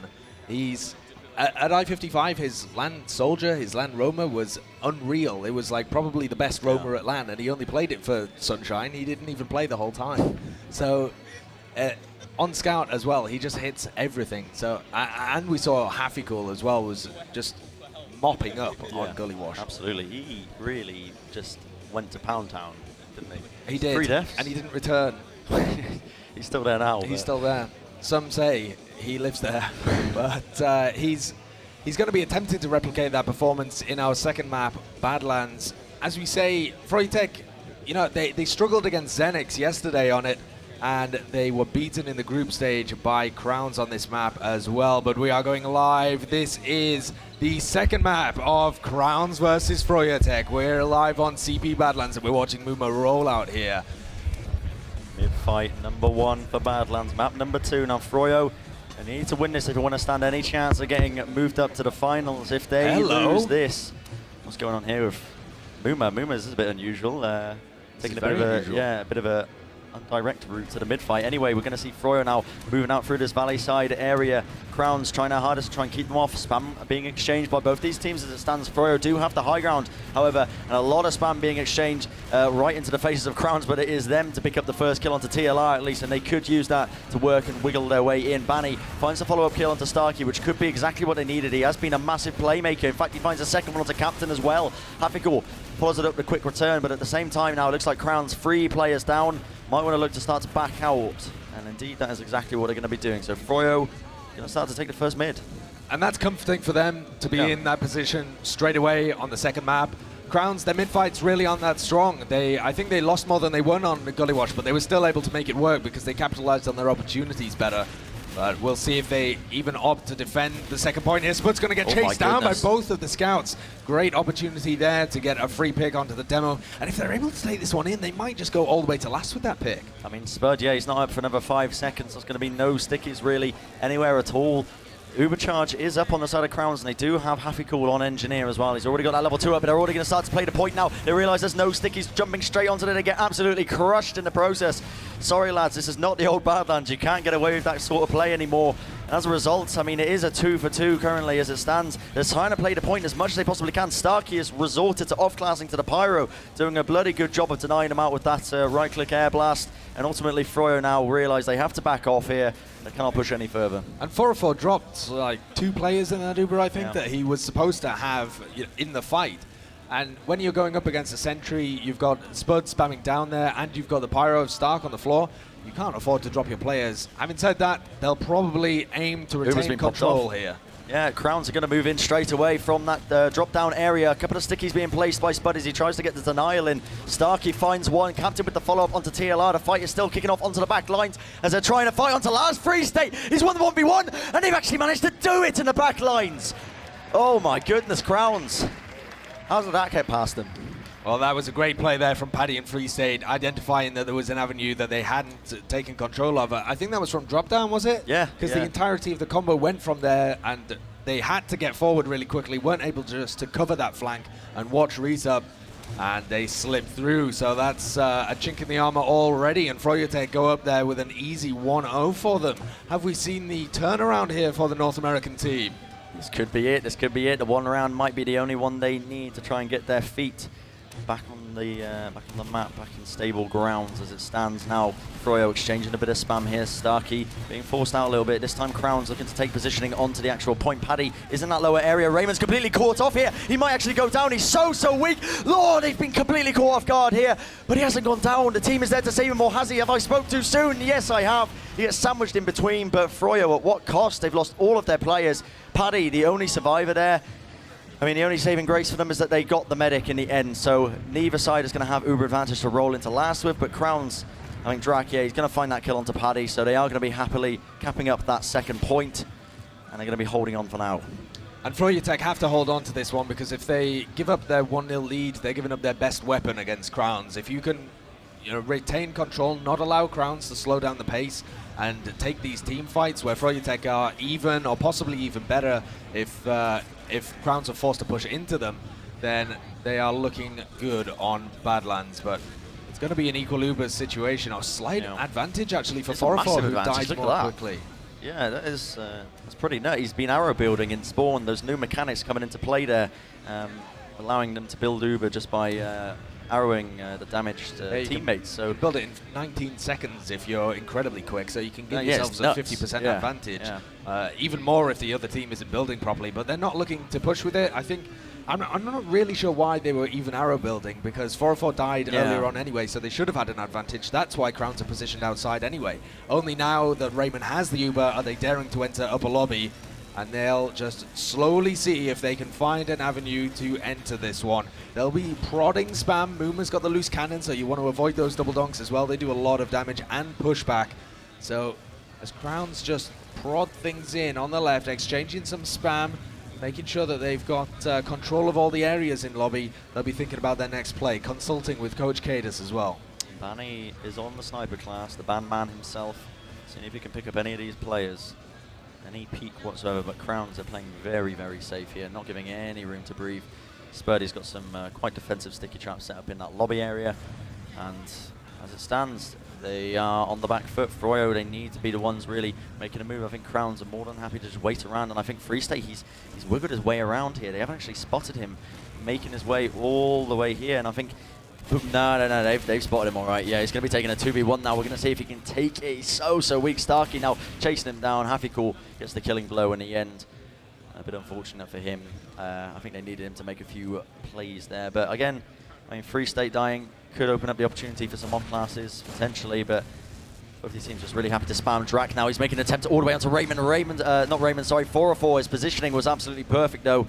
Managed to escape to the safety of his shutter doors just in the nick of time, and now Crowns realise they've got the two-man disadvantage. They cannot hold in that lobby area any longer. They're going to be backing off all the way to second. And this is where Crowns are least comfortable. They are 1-0 down and forced to push last. They don't have very many ideas of low-risk plays. Look at Banny in behind and is able to force off that Uber charge before Captain can react. Quick 180 and he's taken down, but the superstar scout for froyotech is able to pop off that Uber, or force out the Uber, sorry. And froyotech now with a huge Uber advantage. 404 is going to have that safe in his pocket, ready to use at any time there. And TLR is just making sure that everywhere is safe.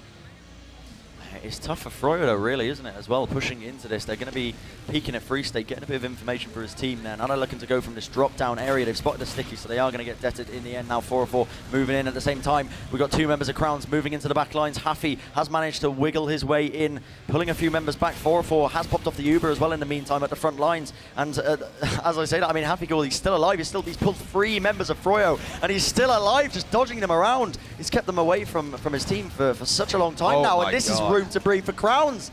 As Drac finishes up 2 players, 404 and Muma falling. But as well as that, TLR as well, 3 players not up for another like 8 seconds. Now Crowns, they could move off this if they so wished, but and I mean, what's the positioning of Froyo doing? They're completely not on last whatsoever. Crowns now, if they could just play the point here, they might actually get this, and in fact, that's exactly what they're going to be doing. They need to try and jump onto it if they can, but there are too many players on it. And I just cannot understand that whatsoever.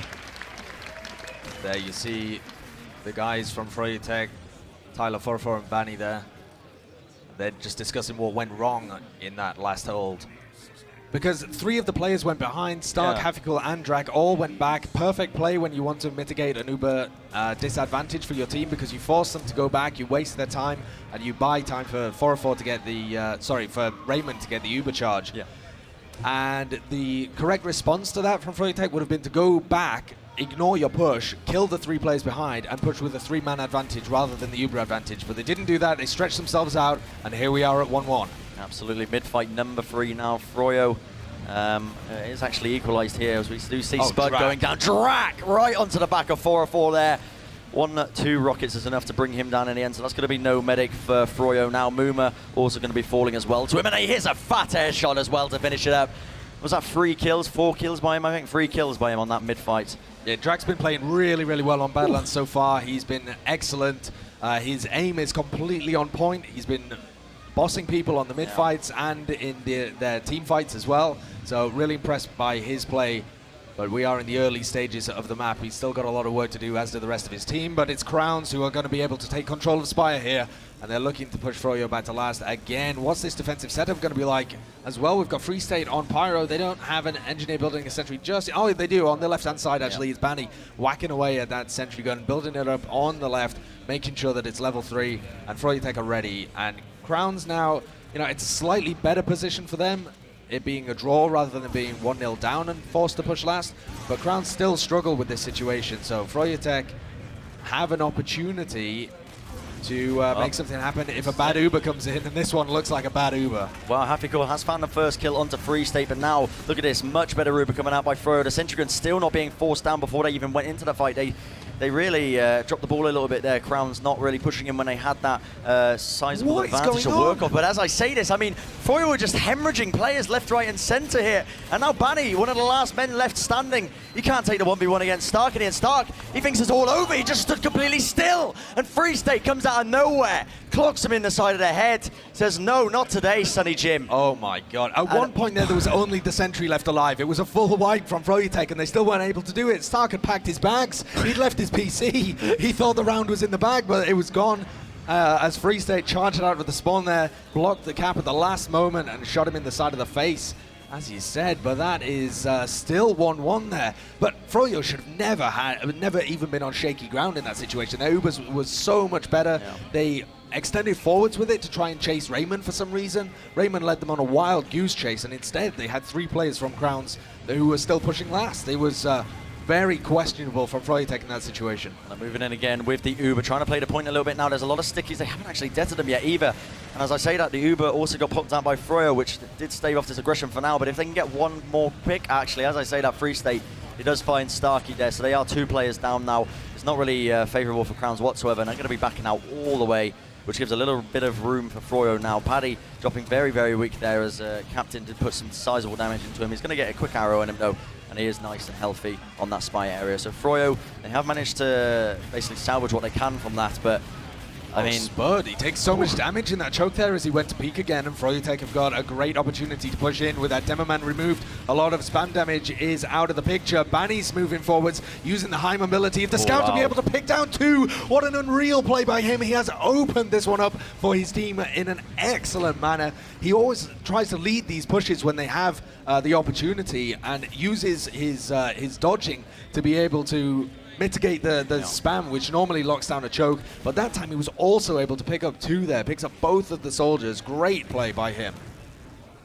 Well, it's still 1-1 on map number 2. Now, Froyo, they need to win this to make it go to a 3rd map.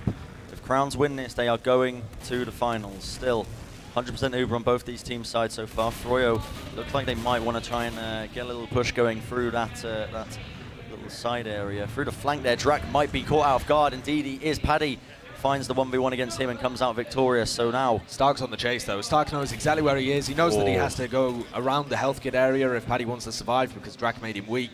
Stark just rushes straight into his face and fires off 2 shots before Paddy can get him. So that is disaster averted for them, because if you get a soldier in that situation or a scout, it leaves the resup open and it draws eyes back towards the balcony area. So that would have been a much easier entry for froyotech around the choke, but as it is now, both of these teams are going to lock down that area.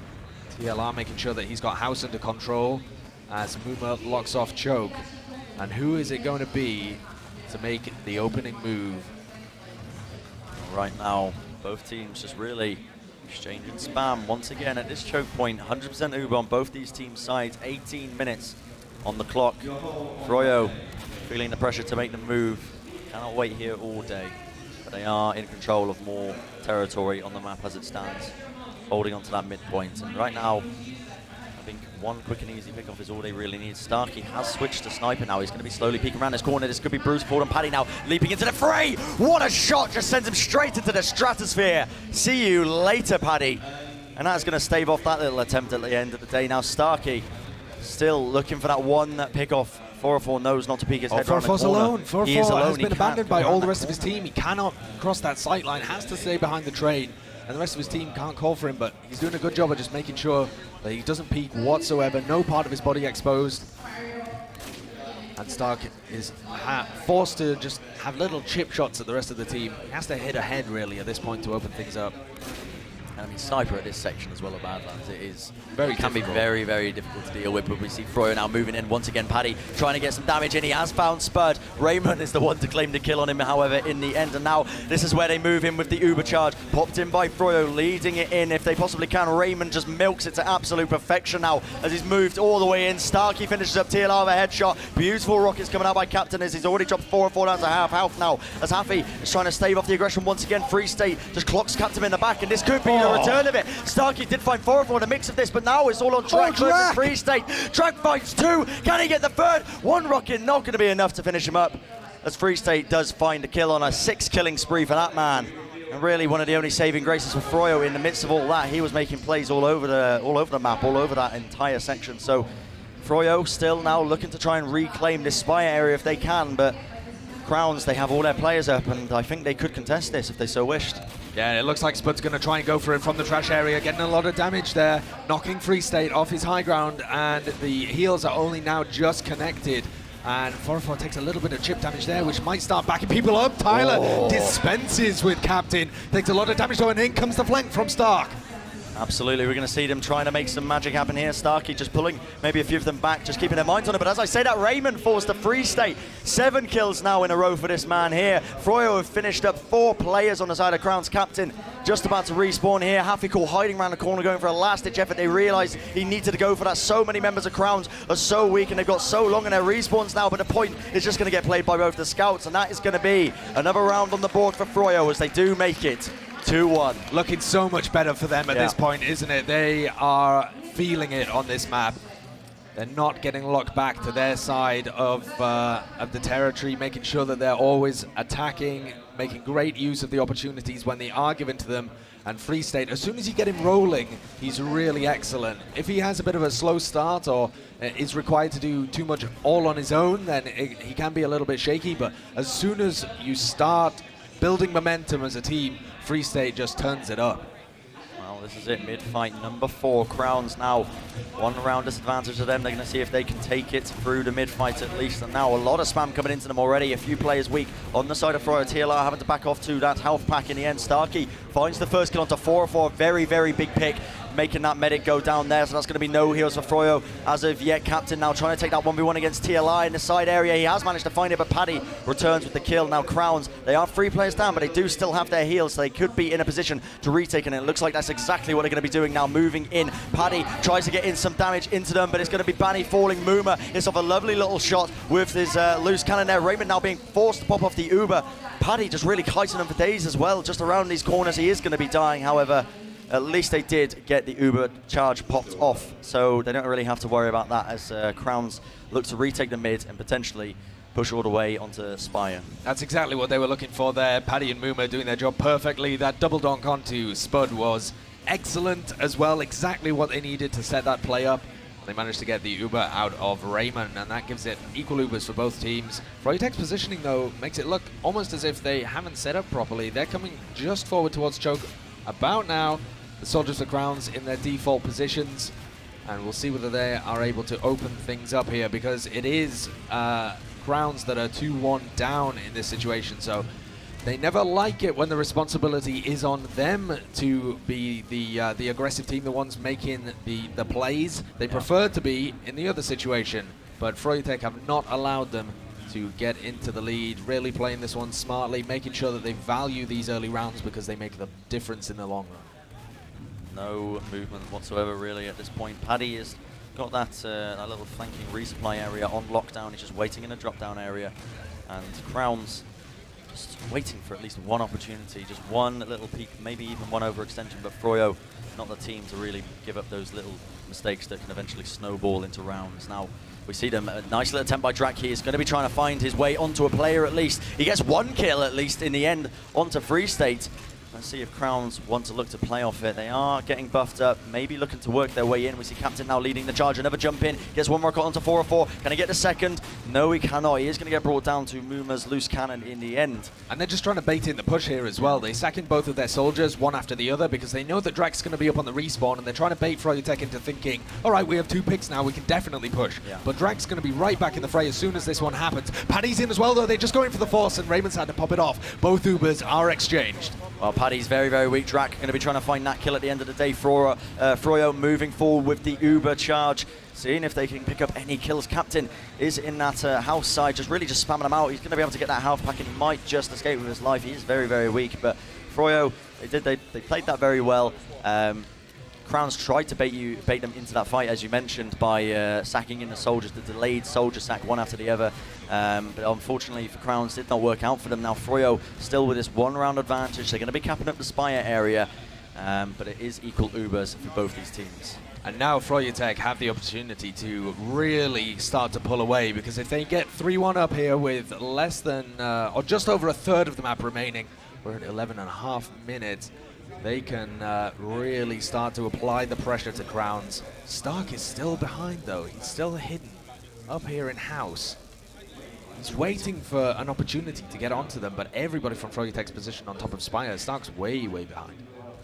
I don't think he really realizes what, Froyo's positioning is, especially holding onto that Spire positioning is one of the safest things you can do from spies and anything else, but as we see, Crowns, they are just happy to just wait back for now, but still 11 minutes on the clock. And it's a 1 round advantage to Froyo. It's been mentioned time and time again. Starkey's still just waiting. Are they playing the time in this situation? It looks like it. I think we're seeing the North American Camp 1 Spire tactic. And I really like this, actually. Yeah. I don't like it from a spectator point of view, but from a strategic point of view, definitely to try and wait out the round timer in this situation, or force Crowns into pushing because they don't want to do that, is really going to allow you to apply the pressure onto them and extend your lead. So, yeah, I don't mind it as a strategic point of view. We're not going to see Enigma on heavy on Spire. Banny and Free State haven't quite gone that far yet, and there's still Stark behind, so there's potential for something to happen. He's peeking choke, actually. Paddy has spotted him. Yeah. So they do know he's there. He's just really peppering them. He jumps. He's trying to get somebody to come back into a 1v1, I think, because Stark's really confident in his own level of deathmatch. If they send a single player back, maybe even 2, and he manages to split them up, He's going to want to try and open things up for his team. He is the playmaker for Crowns, and the plays need to be made.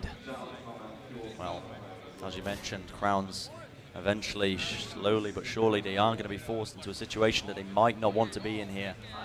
As Froyo maybe giving Crowns a taste of their own medicine, just the patience game, the waiting game here, as they are just trying to starve them out in that last hold. Stark is still in the reset. He is going to back spawn by changing his classes, so maybe a different tactic here. He is switching to the spy off class now.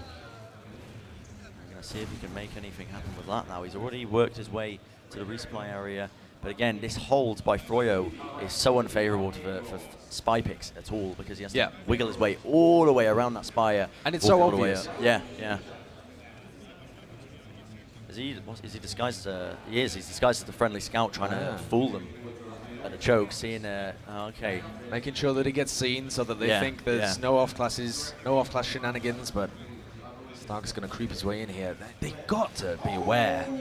Surely, froyotech know that there's the potential, at least, for a spy on the field. How is he going to be able to decloak in this situation as well? It's obviously fairly loud. He's forced to drop down to the lower level as well here. This is going to be an enormous pick if he manages to get it. He does this. Yeah, no, this could literally be the only thing that they need right now. A pick onto 404. Stood still as well. That is it. Oh, he's so close to getting spotted. That was a close shave. Right now, look at like this. CommanderX's beard before the land. Here. Captain might be trying to go for a distraction play now to try and pull them away. He's very far forward. In fact, all of Crowns is working their way into the lobby area, maybe trying to feign them into a push. Banny still thinks that Starkey might be away, and he's uncloaked now, moving in for the kill. Oh! He gets the pick! Ridiculous stuff! That is exactly what they needed in that situation. And now Crowns, they have 100% Uber to work with. Still with this one-round deficit, but that has just made the situation so much more brighter for them. It certainly has. They have to try and push out here, but Stark has come up with the goods. He's done what's asked of him. You know, they can't ask for any more from that. That was the perfect pick for them. Now they just have to deliver on this full Uber advantage, and Froyo's positioning still really good. They can still punish them with a back cap. Free State's in behind as well. Is Hafikul going to be able to spot him? Hafikul has spotted him, but now he has to take the 1v1, and Drak is still on last. There's 3 players from Crown still on last, actually, so Froyo may be able to get a better fight here onto the Spire. They're trying to play the point. Now we see Free State. He needs to win this one against Stark, and he's actually done it! Oh, the back my God! It plays off! Unreal! 3-1 is the scoreline to Froyo, and that is tilt-worthy. I would be just, my goodness. They recover from that. I mean, that's fantastic stuff from froyotech. Yeah. They knew exactly how to recover in that situation. They knew that they had their backs up against the wall. They had one opportunity to try and turn it into an advantage for them, because obviously you're extended out, you're leaving flanks open. So they knew what they had to do, and they executed perfectly. Wow, this is it, mid-fight. Number 5. Uma delivering a big slice of beef with his rollout there. 7 minutes. Be able to go to the balcony. 7 minutes remaining now. Crowns 2 rounds down at this point. They need to try and take it by storm through these mid-fights, I believe. That's the only way they're going to do it. Starkey falling, being the first casualty, not helping for their cause. Drak does find Muma, however, so that's going to be no Doberman. Spud follows it up with a quick kill onto TLR, but there are 3 players down now as Raymond has fallen as well. Captain does find 404, but this is so scrappy. Now it's Hafikul versus 2 Free State. Very, very weak, trying to take that 1v1. Hafikul, he could still potentially win this, but no, Paddy jumps into the fray, saving his pal's life there. And he did hit his shots in the end, so that's going to be the mid-fight 1 once again to Froyo, but only just. Hafi actually should have won that 1v2 at the end there. I know it sounds a bit odd, but Free State was on about 30 health. He should have been able to clean him up, and he actually lost the 1v1. Paddy wasn't even really required. But if he had been able to get just one decent shot off there, he's then fighting against a half-health Paddy, and I think he wins that almost every time. Well, as it stands, 6 minutes remaining. Froyo might just be happy enough to stand still on this mid and just wait for the Crowns guys to come to them, because that's exactly what they need to do right now. And as I say that, the Kritzkrieg coming out by Crowns, so they know that they need to try and make a play here. And that's when you know the sort of desperation starting to sink into Crowns now, because these Kritzkrieg plays, it's a bit unheard of. And there we go, Spuddy pops it off. Just misses 404. My goodness, can he get the follow-up frags? They're just missing these stickies. Oh my God. Only the radius is a little bit more. Now we go to Uber, going to be popped off by Froyo, and they could absolutely munch them in this positioning here. Crowns. Oh, Paddy no, from behind. Paddy from behind. Oh, Paddy picks up 2. Paddy with the follow-up picks up Spud and Hafikul falling as well. There's only 2 players remaining for Crowns. And Froyo. Oh, they're looking great They here, are aren't they? looking so They should strong. be able to make it 4-1 here. We could see a repeat. The analyst desk was saying, is it going to be 4-1 again? Either way. And it looks like that could come true here. froyotech have got a great opportunity to make that happen. Raymond running Kritzkrieg on the defense again here. So they're just looking for anything to put them back into it. And they're actually moving forwards. They want a dry push out of last. This is, you can tell that Crowns really feel like they have to make plays happen. If they just sit back on last, they're going to lose anyway. So they might as well go for it. Well, here we are. They're trying to move in now. Captain goes for the big leap onto Spy, but it's such a defensive position. It's so hard to get a foothold in there, and they are already 4 players down. There goes Raymond as well. Raymond is down as who well, committed and to it. now Spud, last-ditch effort. He's in the tube. He's setting up the stickies. There's only 2 players up. Drac, the Uber's going to be popped off by Froyo now. It's all on them. It's so hard to just stave off this aggression as everyone is down, and Froyo take another round on the board, making it 4-1, and I have to give it to them. They've really turned it around after that crushing defeat on Gully. They certainly have. This will be perfect for them. This is the mental game at this point, and froyotech are in the lead in both senses. 4-1 now for Froyo as they go into the 6th mid-fight. And Crowns, you know, it's getting to the point where they're not going to be able to come back. This really isn't where Crowns shine. They have a set playstyle that they're really excellent at, and it worked for them just perfectly on Gully Wash. But Badlands, they cannot replicate their success so far that they had in the group stages yesterday. Well, this is it. Froyo now moving in from that valley side. Crowns want to meet them head on, moving through that house area. We see a big jump in. Banny and Free State, the dynamic duo of froyotech, just bring down 2 players with ease, it seems like, as Muma follows it up as well. But the kills are going absolutely everywhere. Raymond falling in the process to Free State there, as well as 404. So that's no medic on either side. Starkey now, is he in the wrong side of the map? I think he might be, as he is behind enemy lines. Currently just really on a one-man mission to see if he can do anything at all. But with 3 minutes, 40 seconds left, Sideshow, I mean, this is tough. Yeah, this round here has to go in the next minute and a half. Otherwise, it's curtains for Crowns. And with Stark behind, did you see that? Just everybody from froyotech bunching up around 404 as he respawns. They know that Stark's around, and they know that's the kind of play he likes to go for. They're like, no, we've got the Royal Guards here. 404 is well protected. He's got his escort. And Stark is now kind of stuck. They know where he is. They know the kind of play that he's going to go for. And Froyo aren't even going to push. The only hope for Crowns here is that they have a really nice sandwich play. So Spud is going to jump in now, actually. Super aggressive play. The dry push along with the crit screen is going to be up fairly shortly. Paddy, he leaps into the fray. Can he get a kill onto Raymond? He needs this to try and stave this off. They don't manage to find it. So Raymond, he does have the crit screen ready, and now they're going to look to play it off with Spud trying to move in. They've already got a lot of kills under their belts. Here we go. Seeing if they can get it. 4-4 just pops it off. And the back cap is happening at the same time as well. froyotech have just read them like a book. This is amazing play from the North American superstars. Spud goes down as well to Free State, who's on a roll this map. Happy calls missing all of his shots. The Happy choke is a reality. Raven. I mean, at this point, these little cutesy little plays, Free State, as you said, Froyo read them like a book. The back cap kicking off at the exact same time. The push just completely negated by a single scout on that Spire area. And 2 minutes remaining to secure 3 rounds. I think it's safe to say that Froyo have just completely outmaneuvered them. I know, it's looking really dire here. Starks are going to go in for a play, puts a lot of damage into Muma there, but this is rough for Crowns with only 2 minutes left. This is going to a map 3, no matter what. Yeah. It's just how bad they feel about the loss on this map. This was their pick. The teams have essentially traded map picks at this point, and we're going to go to Snakewater after this, but we've still got the final moments of the map for froyotech to hammer this home, make it 5-1 perhaps. Still 90 seconds left on the clock, but this is confirmed to be froyotech's map. They have taken it in dominant style after dying before, and they really came back from this one. And I mean, this is so unusual as well because the Badlands was Crowns' pick. It was. Badlands was Crowns' pick. froyotech had struggled against Zenex on it. Yeah. froyotech had lost to Crowns on it in the groups. Yeah. But they've obviously looked at what was going wrong for them yesterday, and they've turned it around and made some really key differences. And this is just the last moments of the game as Froyo, they're moving in with their Uber. They want to make it a 5-1 with a minute on the clock as it stands. Starkey on Pyro, doing his hardest. Spud just holding into the tube, just basically spamming from below. But at this point, they played a point. They bring down Spud, which I believe they will. There we are. That's going to make it 5-1 to Froyo. Any extra rounds on the board right now is just cutesy little plays, really, at the end of the day. And it is, yeah. That is going to be the final score with only 50 seconds left on the clock. That is froyotech taking the map, taking Badlands, which was Crown's pick. So we were saying about the mental game and whether there's Numa with his trademark taunt there. I think it's well deserved after coming back from that one, because they were on the ropes. We were almost talking as if that was it for froyotech, but they came back, and I thought this one would be close. Everyone thought it would be close, and it really wasn't. Once they started to get it up 1-0, you know, it's still close at that point. Crowns come back 1-1. froyotech take it to 2-1, still close. 3-1, starting to get away from them at that point. Crowns, they're not the kind of team that's going to be able to pull that one back if the skill level between the two is close. Crowns can't allow you to pull away in that kind of manner.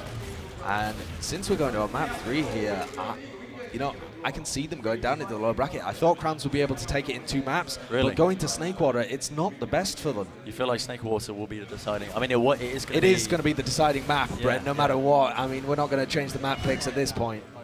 I don't know, anything can happen as TF2, but Snakewater is broken. It's gone. Yeah, it's gone. Just remove from the map pool. We're playing Vanguard. Vanguard, so. Right, nice. Yeah. So that is that's the decider. Yeah, it's going to be going to the third map. So that's a bit mind-blowing, a comeback there from froyotech, and we are going to be going to our decider map. But to break it down for you, in that Badlands post-game analysis, we have our analyst desk. Thank you, Bren Hearthstone. Thank you, Sideshow. Guys, there were some unbelievable moments in that which we can talk specifically about. I don't know. Things happened. Things happened we weren't expecting, or that I wasn't expecting. No. And forget, we're not going to do Preds on round score anymore because we said, boy, 4-1. I believe it was 5-1, so we were right. Yeah. There will never be a 4-1 again. It'll be much closer than that. Mm-hmm. So, I mean, essentially, we've swapped off maps now, and as the boys said, we're moving to Snake. Do we want to work backwards here? I said to you guys, I was very surprised about Free State walking into a last point protected by 3, I think it was, Crowns players. I think it was 2. Yeah, well, Drac was up inside last point. There was a scout around as well. well. There was a scout. Yeah. Free State won that. And I was surprised by that. A soldier in support, I believe. Yeah. Drac was a buffer point. I'm not quite sure how Drac didn't end up getting the frag while Free State was I don't point, either. That's what I was surprised about. The camera didn't catch it, and I was standing right over there, but that was a surprise. But and off the back of that, brilliant spy play from Stark as well, when you think like they need something big to get themselves off of this last round down. Yep. And they get exactly that. And then it all falls apart thanks to Free State. You had an incredible game. Even though it was entertaining, it was useless because it didn't really do anything. Crowns were not in a position to really capitalise on that as you thought. I mean, yeah, it did sort of like open it up, but in actual fact, it invited the backcap from Froyo. I think the big thing as well is Free State almost won that push before he literally won the round because Stark is respawning because he got the spy play, great, but he drew half equal back, so they had no scouts pushing out from Spire. Yeah. Well, Froyo are feeling good about themselves. You know how I know that? I can see them right now sort of doing their little Froyo thing. Now, this is sort of this has been written about in history books and whatnot, this ritual that they perform. You can't hear it here in the stadium, but there are Gregorian chants. Boy, easy for me to say. There is also a lamb in the center of them where they are about to perform the sacrifice. You can see Paddy is there. This guy walking up has no idea what he... Wow. He's in danger. See Paddy's. He's profusely saying that this is wrong. This is a barbaric ritual that we have. Free State to his right. Laughing. Yeah. He doesn't care. Free State to the right is very concerned. Banny again is saying, guys, look, we have to, do this. I mean, at the end of the day, I do make a living from this. These 12-year-olds will grow up, and I will run out of funds. But anyway, he's saying to them, the whole ploy of me destroying my own equipment has worked perfectly.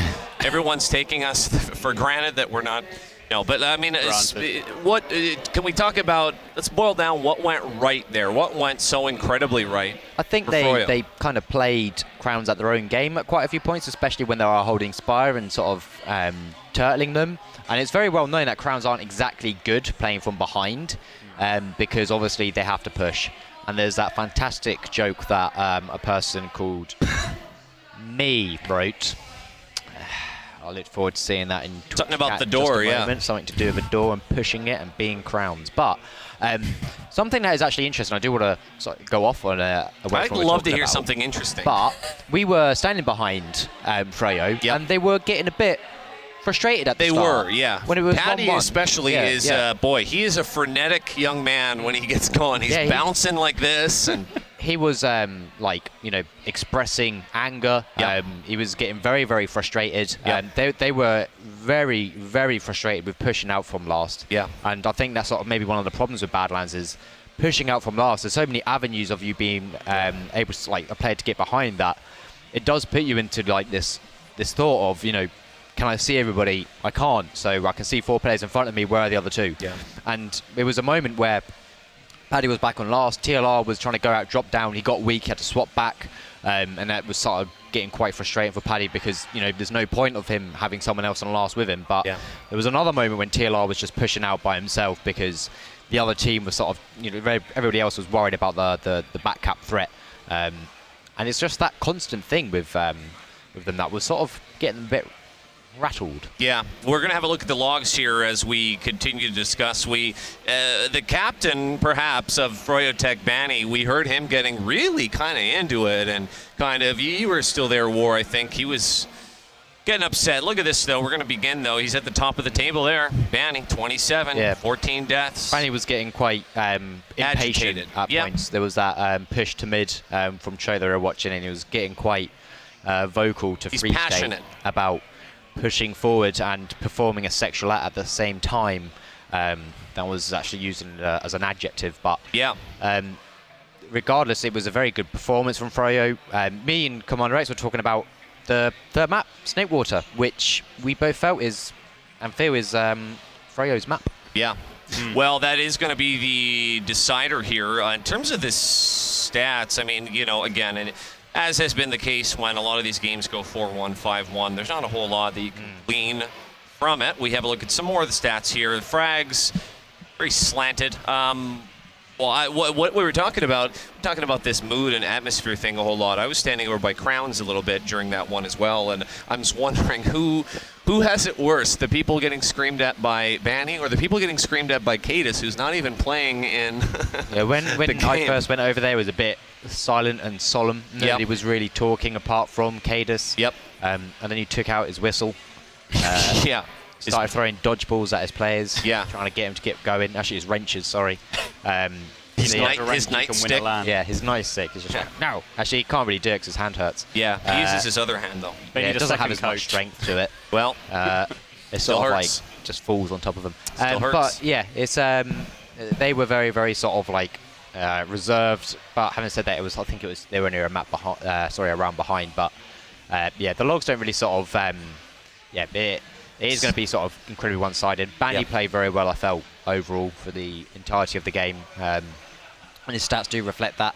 Mooma, I think we were talking as well, Getawhale, about when we were watching him, how he was actually not really performing his best. He was and certainly in terms of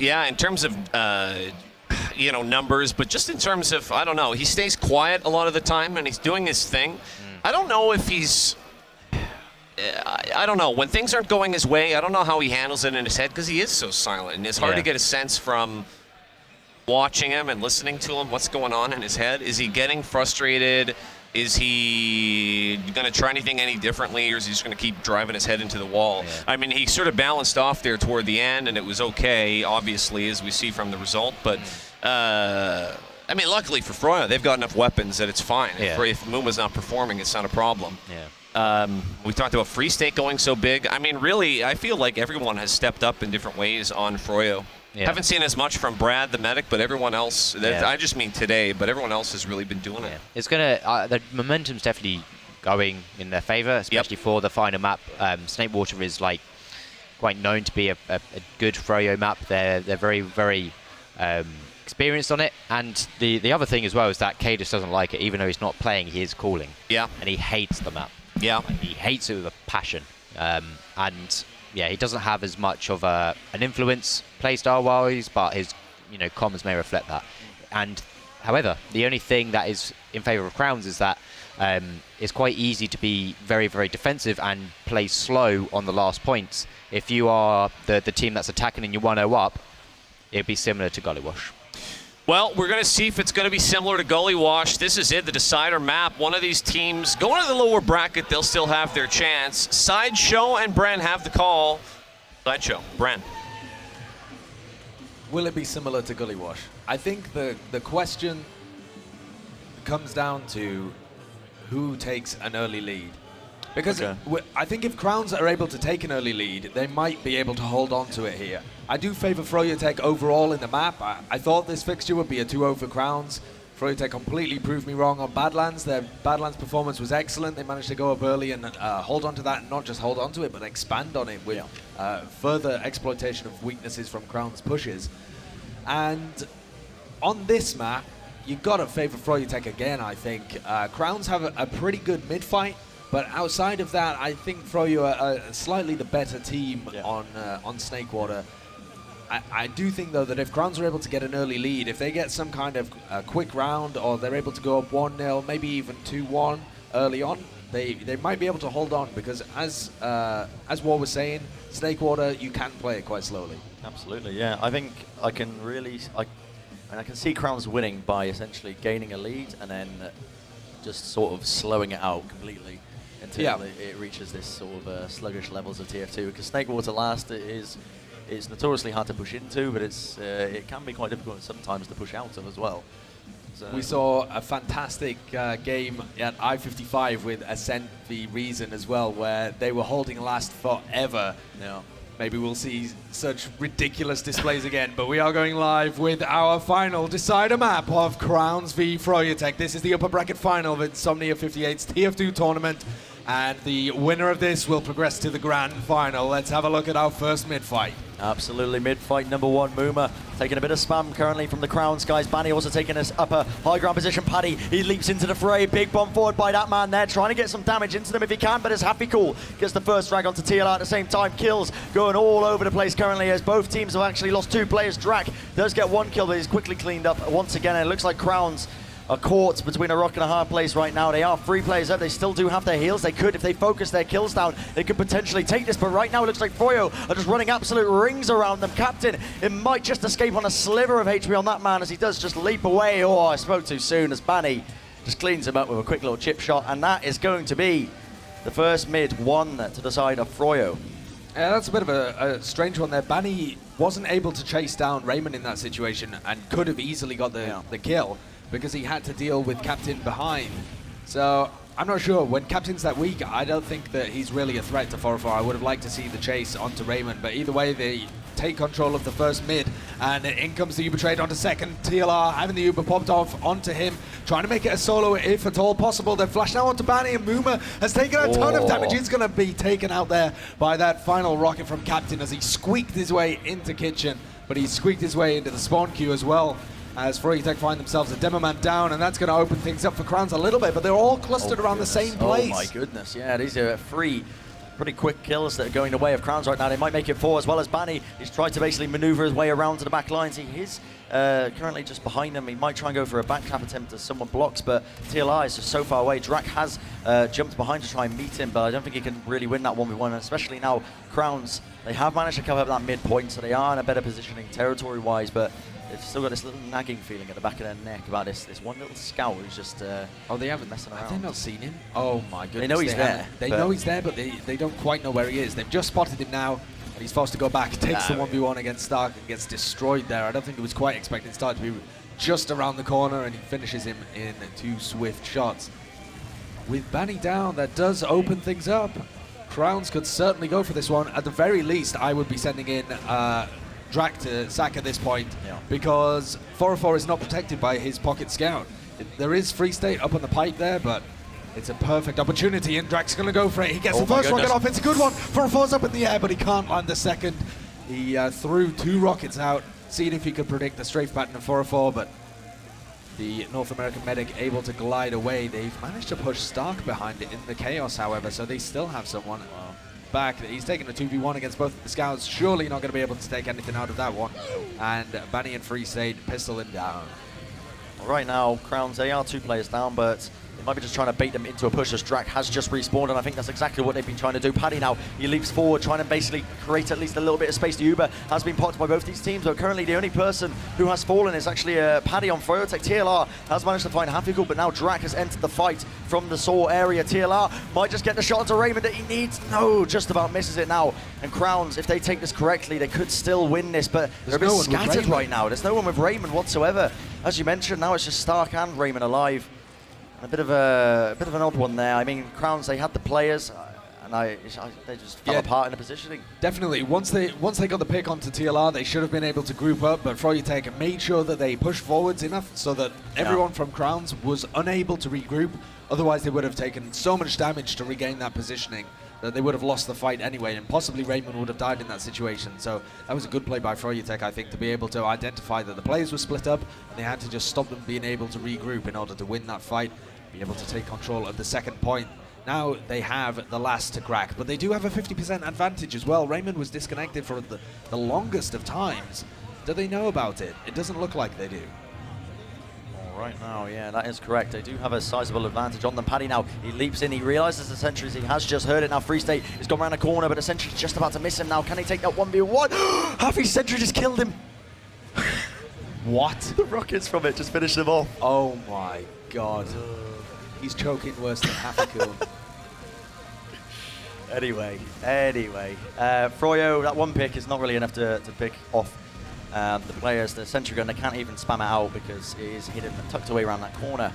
And Snakewater last, notoriously difficult to push into. Starkey is off-classing to Spy. He was just checking the class compositions, making sure that none of them were off-classing. And now he is on his signature off-class role, the sniper. See anything, create an opening. I'm just still laughing about that Hafikul play. Because in the chat, Free State says, I've actually never seen that before. Drag goes down to Free State sniping. We've certainly seen snipers like push last before. Froyo, they're moving in, they're maneuvering their way around, they're seeing if they can peek this as widely as possible. Got a pipe! What? Thorfo got an enormous pipe over the top from Spud, was forced to pop his Uber off really early coming in. Oh my goodness. Had to pop it for the Stark sniper as well, and that was a ruined push just by eating a long-range artillery pipe thrown across there from the other side of the map by Spud.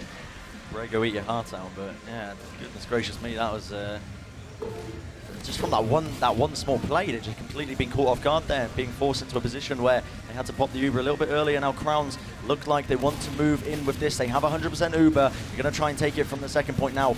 Moving forward, Uber not being popped up by Raymond. Ideally, they're going to try and take this without using up anything at all, but they are going to be popping off this Uber now. But they need to start to try and cap this point as Free State is moving his way onto the last point. Nobody's actually clocked onto it apart from Drac. Drac's moving in. Can he win the 1v1? No! Drac survives on 4 HP. But even if he lost it, Crowns would have capped up the second anyway. And here we are, the momentum that they've accrued from that, moving all the way onto the midpoint. Look at that, so deep so far. That's such a risky play by froyotech as well, because they threw in both of their soldiers there after they'd already lost 2 players. Yeah. And they have Free State behind, who's going to lose the 1v1. So they're throwing 5 players in at a very slim chance of taking the round anyway, because of the amount of cap time Crowns have got. And now they're back holding their own second. They do have the Uber advantage though, so Crowns have set up, they've got the height, they've got the sticky traps in position, they're waiting for froyotech to make a move, but it looks like Froyo are holding back as well. They're just going to give enough time for Raymond to get it, and both of these teams, again, just going to prod at each other. This initial period of Snakewater, the decider map in the upper bracket final, is going to be just poking and prodding, the very delicate touches that are required in order for a team to get in the lead early on, because it's so crucial for both of these teams' play styles, but particularly Crowns and the way that they like to play, to be up early on. Drac might go for a move in here. He's positioned himself in that window area. I think he's waiting for the call from his team. They're getting the positioning, getting the information just to spot out where 404 is. Banny meeting them head on in that green area. There we go. Drac's making the move straight away, all the way onto him. Oh, very, very close. I think 404, he actually didn't take any damage at all there, but he was hot on his tail. And now with that one pick, Froyo gives them an opening that they could use against them. And it looks like they want to prod from this right-hand side. Banny, again, doing so much damage whenever he gets the heals onto him and tries to push forwards. It's really excellent the way that he's able to open up so much space with the damage that he does, even against all of the spam. But it wasn't enough. Captain managed to get the heals, and they're going to reset a little bit. Now, the question for me is, who is watching this upper area that Drak keeps bombing from the window?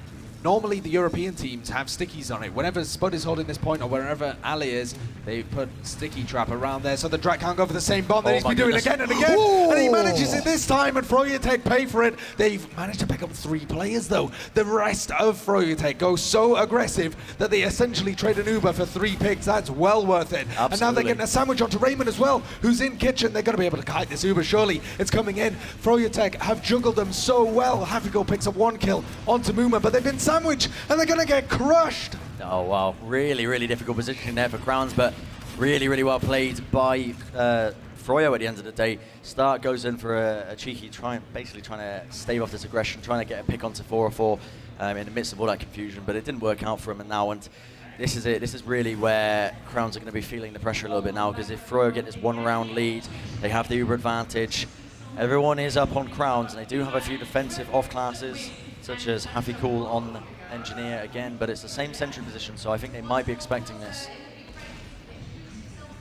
Still 20 minutes in the map, and we're still at 0-0. froyotech have an opportunity here to go up into the lead. It all comes down to the execution of this Uber. Muma and Baddy leading it forwards. They've spotted out the sentry, and they're going to be able to spam it down. That's Muma. He's putting a lot of damage onto Spud as well, who's forced to rotate through this resup area, but the rest of Crowns are all with him as well. Paddy's going to be doing a ton of damage up there, slamming damage into them, and both of the scouts are on the point. That's it. That's froyotech 1-0 up at this point after a third of the map gone. And Crowns, that is disaster for them. This is exactly what they didn't want to happen.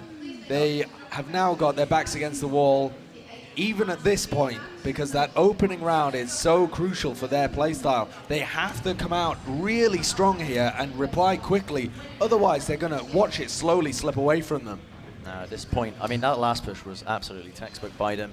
Paddy created so much room for Froyo, played a point, and just crushed them when they tried to contest it. But now, this is it, mid-fight number 2. A lot of pressure on the Crowns guys to see if they can make it at least a 1-all round score tie as it stands. Drag, he moves forward, hits off a fat rocket, in fact, onto Banny's face there. But ultimately, look at this, they're already 2 players down. Make it 3 as Raymond's forward as well. TLR going deep behind enemy territory there, absolutely crushing them in the process. 4-4, still alive, still healthy. So that's going to be a huge Uber advantage for Froyo once again, and they're going to be happy to be setting up on the second point as well. They are looking really strong now. They've got the confidence from that first round, and now they have a little bit of a cushion to play with anyway, so they don't have to worry as much about the swings and the momentum of how the round itself goes. They've got a little bit of breathing room. So we'll see how they set up for this Uber advantage push into last. It looks like they're going to lead with Muma and Banny once again from the bottom with TLR supporting. No, they're going up to the right-hand side, actually, and they might be able to catch Stark. If Stark goes down there, that's what awful, arrow. but the arrow hits. Here comes it, though, Bren. Yeah, Uber's going to be popped in now by Froyo. They spot the sentry gun. It's going to be brought down straight away by Muma. And now everyone from Crowns is just backed all the way through their spawn here. And really, at this point, you can start to play the point and try and force them out here. As we see Paddy, he leaps into the fray, trying to get a few rockets onto Raymond. He does get 1, but Froyo, they're only 3 players up. So they are being forced to take the fight a little bit further back. And Banny, he does pay with his life in that cheese area there. So Crowns, by the skin of their teeth, managed to execute a last hold. They do, and the fact that they're able to push out on the second is crucial for them. There's still a lot of time remaining, but we saw how quickly the time can expire. Raymond gets caught by a sticky trap. Muma with the plays. That's perfect from him. Just mind reading to know exactly where Raymond would be and the spots that Crowns wouldn't check. And that's a sticky trap that paid dividends. And now with that, that is going to be a massive, massive Uber advantage on the side of 4-4. froyotech, the team currently with the lead, 1-0. This is the last map of the upper bracket grand finals. Drak goes for an attempt onto 4-4. Not going to be paying off. He is pulled a few of them back at least. Or has he actually? Froyo, they just want to ignore him and move forward. I don't blame them, to be honest. They're going to be able to move into this last point with the Uber advantage and potentially taking this fight 5v6 as Drac is still so far away from them. The quicker they go in as well, yeah. the less the sentry is going to be in position. So I agree with this play, and here it comes Muma and Bani from the lower ground. There's only a level 1 sentry there, and Hafigul's sentry does get destroyed. He's going to be able to change class though as Stark pops off a few shots on Sniper. Free State clearing the stickies from the point though, and they're going to collapse onto it here, Bren. It's absolute carnage so on the much point. damage going in from them, but Paddy follows it up. He leaps into the fray, Muma with the stickies as well, and that's all they really need to secure another round of their bout. And now Crowns, you've got to be feeling sorry for them at this point, but also, I mean, Froyo, they've just been playing so incredibly well. And once you get this early lead, we said it was going to go this way. If there was any way that either team would win, it's from that first initial round that took 10 minutes, and here we are. They're starting to slowly go out the way of Crowns' grip. You saw Jasmine T there on your screens as well, who are watching from behind froyotech, just wondering who's going to be down there in the lower bracket with them. The Paulson dog dab. But it's 2-0 for froyotech at this point. So at the moment it looks like Crowns are going to be meeting them in the lower bracket, but there's still a lot of time for them to come back. They really have to pull something from absolutely nowhere though, and Drac could be the man to do it. He's in, he's on to 404, 1-2 crisp rockets, and down goes the medic. Tyler dispenses with him with a crisp air shot, however, but he has done his business, he's done his work. That was all that was required of the Roman soldier. My God, Froyo, they're in a sticky situation here. Free State, it's a last-ditch effort as he runs, trying to basically at least get a miracle 2 shots onto Raymond there to see if they can equalize it by not letting Crowns gain this Uber advantage. But right now, this is the midpoint that's going to be capped up by Crowns. Froyo are still holding on to the second for now. We see Muma holding, he's got a forward sticky position in that saw area. He's just holding in cheese, just waiting, but Crowns are not even pushing in that direction. Moving all the way through the green area. Quite intelligent plays by them right now as they are just spamming them out. And Froyo, they cannot really choose to contest this unless they get some miracle play by forcing Raymond early, but no, they understand better than that.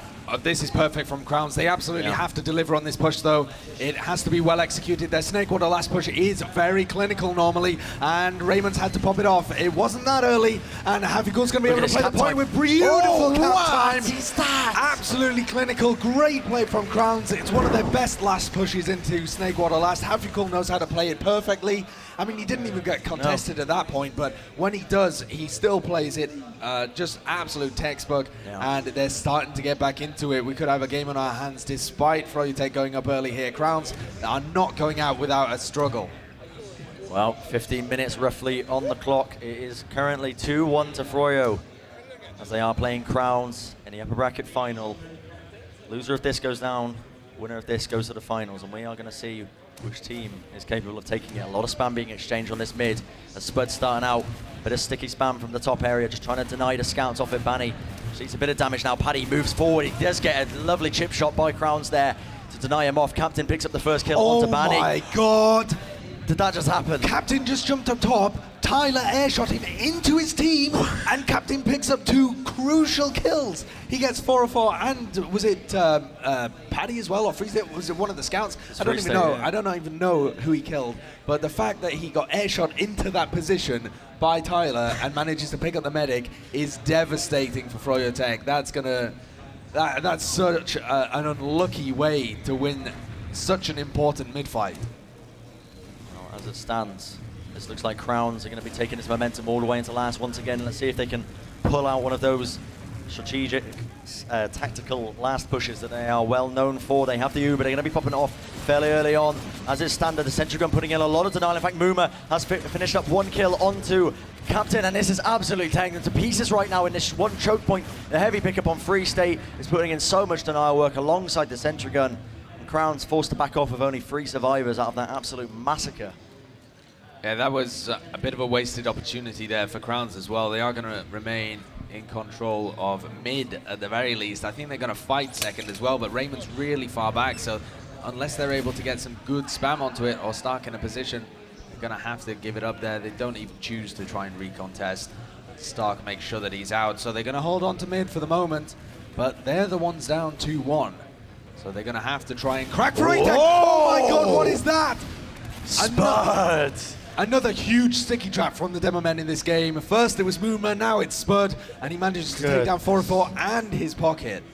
That is huge for Crowns right now. That's exactly what they needed. And Spurt is the man to deliver it straight into their hands. Raymond now, he's accrued this uber advantage. They're gaining the momentum once again. Another golden opportunity to push into this last. Sentry Gun still level 1. They don't have the defensive off-class that they had last time. And now Crowns are looking like they want to take it in through the shutter. Indeed they are. They spot the Sentry Gun. Going to be brought down fairly quickly now. Hafikul starts to play the point. He realizes now that Froyo needs to try to leap onto him. He's going to be the first casualty, but they're just collapsing onto him. And that is how you do it, Crowns. They equalize it. 2-2 is the scoreline. And Sideshow, we very much do have a game on our hands. We certainly do. This game has been tied up, and Crown's last pushes into Snakewater have been much better than any of the previous things that we've seen from them on Gullywash and Badlands. They took a long time to be able to create those situations and then weren't able to execute on them even when they had an Ubercharge advantage. But of the two last pushes that I can remember three last pushes that I can remember from Crowns, they've executed 2 of them to perfection. Yeah. So that's an unbelievable record. And if you're converting like that, there's any comeback is possible.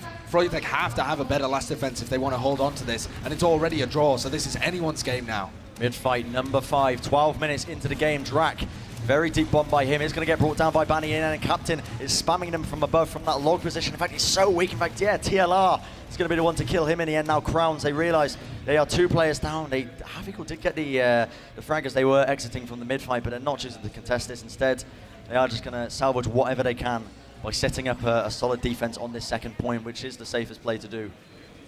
It certainly is, and now it's almost as if we've reset the map. At this point, the next round becomes super important. Yeah. With less than 12 minutes remaining, a team that goes up here is looking good, really, to take the map. Snakewater is the kind of thing where you can slow it down and you can bleed away all of that time. We've seen full 10-minute holds on last points before where the round timers had to reset the entire thing. It happened at I58 in Reason v Ascent. It could well happen here as well, but it relies on one team going up. And at the moment, it's froyotech who are in a slightly better position, but Stark is on Spy, so it's Crowns who are really making the play at this point. Right now, Froyo, they are, as you mentioned, in control of that midpoint, so they are currently holding a bit more territory on their side of the map, but Starkey on Spy, nothing to be scoffed at. I think Froyo, they must be aware that some tomfoolery is going on right now. Well, he came up with the goods on Badlands, didn't he? Absolutely, I yeah. mean, that one was an incredibly difficult stab as well. Everyone from froyotech was set up perfectly for it. They knew that they were going to try something like this. Oh my God, Paddy's in. And he destroyed somebody. I think that was Hafikul slammed him with a direct. Stark's been spotted. But stays alive. TLR just sniped Stark across the map. He thought he got away scot-free as well. He like cloaked away, just like sniggering at Free State because he was just missing his shots. But no, it is going to be a 1-for-1 trade now.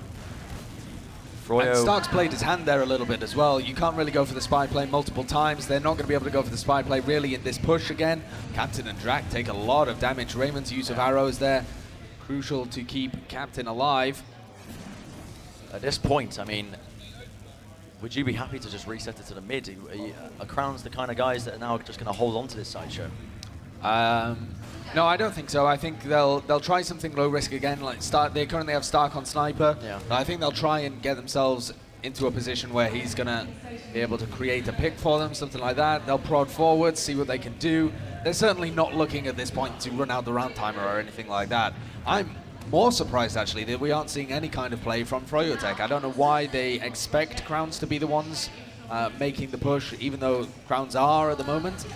I'd like to see something a little more creative from the guys from North America. And they go, oh my God, that could not have been worse timed from froyotech. That could not have been synced more perfectly into the sticky trap. Banny runs out of window at the same time as Paddy jumps into the sticky trap, and Spud collects both of them.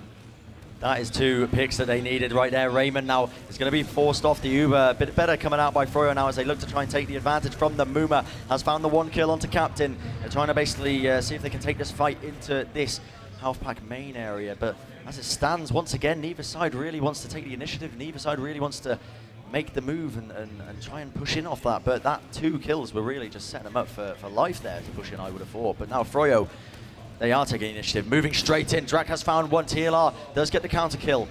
So there's a 1-for-1 trade. Now Crowns is positioning very, very passive. Currently held onto this balcony side. TLR starting to get a bit of cap time. Happy Cool. Caught out position from his team. Cut off, in fact. And missed every shot there as well. Yeah. I mean, he was playing so amazingly well in the first map. I think he went on tilt a little bit in the second one. And since then, almost every time I've seen him, he has been underperforming in these crucial situations. If he has to go for a play, there you expect him, even if he doesn't succeed, to do something. And he can't be a non-factor in the game if Crowns want to be able to win this one. All right, now Froyo, once again in the advantage when it comes to map control, at least holding on the second point. And Free State sniper as well, so it's all down to him at this point. They're going to be just moving him into position, seeing what angles he can find.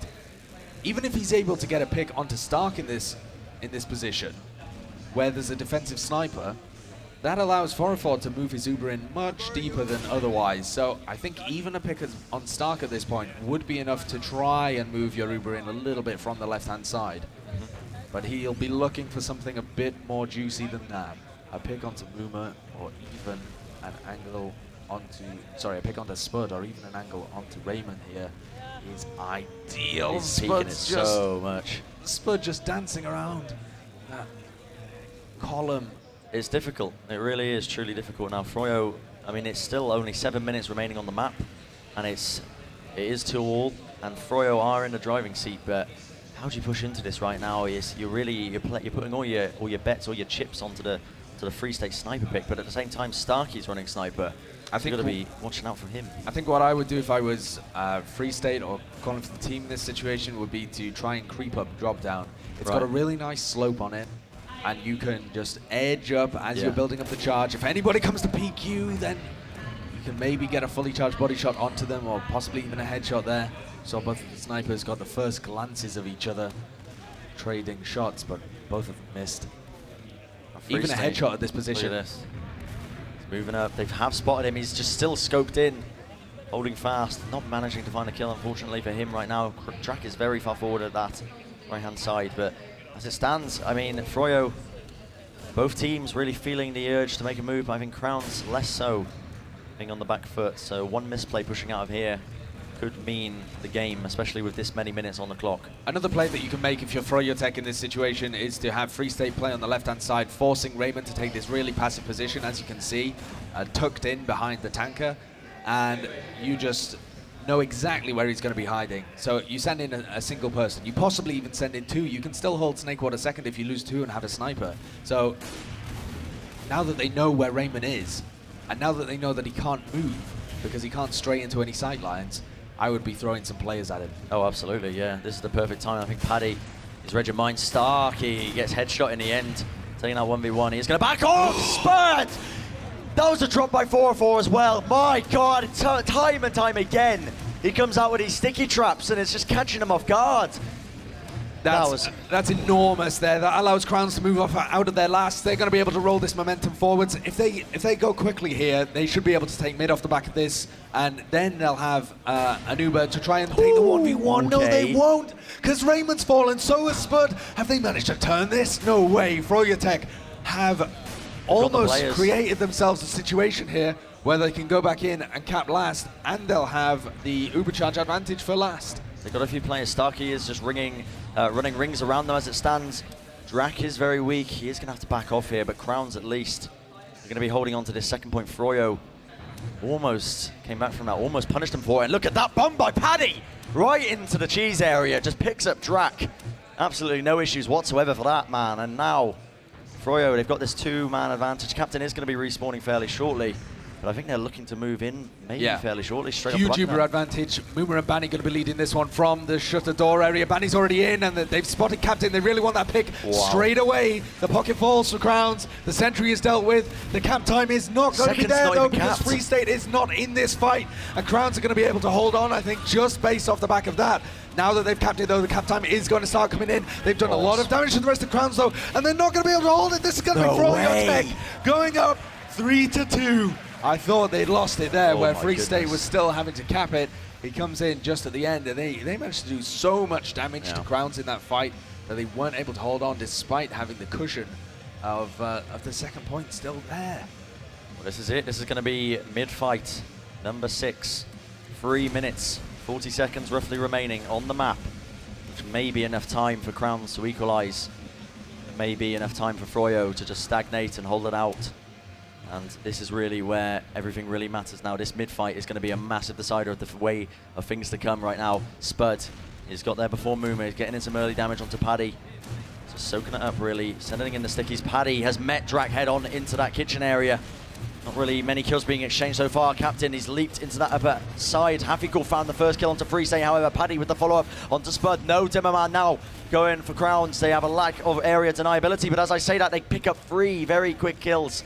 And that's going to create an opening for this mid-fight. Banny did manage to kill Drak in the end, as I believe he cratered to his own death. But Crowns, Raymond is still alive. They're capping up the mid. This is not all bad for them. Crowns have come back once from this, and they're looking to do it again. With 3 minutes remaining, they've got control of mid, and they're looking to take this one forwards. This is aggressive play over the grass area, but they've got to watch out for that sticky trap. Moomer actually deads there, and it's been forced out. Stark was in behind. I didn't even spot it, but that's the Uber forced from Forafall. Perfect play from the playmaker of Crowns there. Stark coming up with the goods again and again, and that, I mean, you can't get a more important situation for Crowns. This whole match has been so tense, it feels like it just rides on a knife edge. Absolutely, that one play by Stark might be the opening that they needed. Now Crowns looking to work their way in. Froyo want to contest. The big jump in by Paddy as he's really forcing them all the way back. Raymond's movement not really giving them any damage to work off whatsoever. In fact, there's so many players on Froyo that are weak, and this could be the end, I believe. Sideshow as Crowns are just moving all the way in now. Yes, and their Uber advantage last pushes have been amazing so far. Hafikool's going to come forwards. They're going to be able to play the cap time. There's no stickies that are able to play that one. Stark on the point as well, and they're going to do it. Oh my God. 3-all is the scoreline. 1 minute and 51 seconds remaining. And if they are very, very quick, that is enough time for one more round. So I didn't think I'd see it, but once again, we're going to be seeing mid-fight, number 7. And this is the decider, really, at this point. If they roll this all the way, this could be it. This could be deciding who's going to be going to the finals, who's going to be going to the low bracket. And it's all going to be really off the back of this. We could be seeing a golden cap still. We certainly could. A tie is incredibly possible in this situation, but we'll see whether the mid-fight is decisive. 404 takes a fair chunk of damage as he comes through the choke point. Actually, Spud with a long-range sticky is going to put damage onto Free State as well. Tyler gets knocked off his perch, and both of these teams, look at them, so tentative. Captain starts to engage there, and great rockets onto his opposing pocket. They've both just traded, and Mooma's taken a ton of damage. Mooma could get picked off here. He does go down to Stark there. Paddy falls as well. froyotech have got to make sure that they back out of this one. They throw in Free State to see if they can get anything out. Are they going to chase down 4? I know, There's because no Banny's way. with him, and yeah, the increased movement speed, it's not going to be catching up with him at all. So they are going to have Uber to defend this last with, but really, you've got to be feeling the pressure. I think if I was in Banny's shoes right now, I'd be sweating a little bit. As they are capping up mid, they're going to be capping up their second shortly after, and indeed, 45 seconds remaining. And look at this turtle off classing coming up now. Free State on the heavy.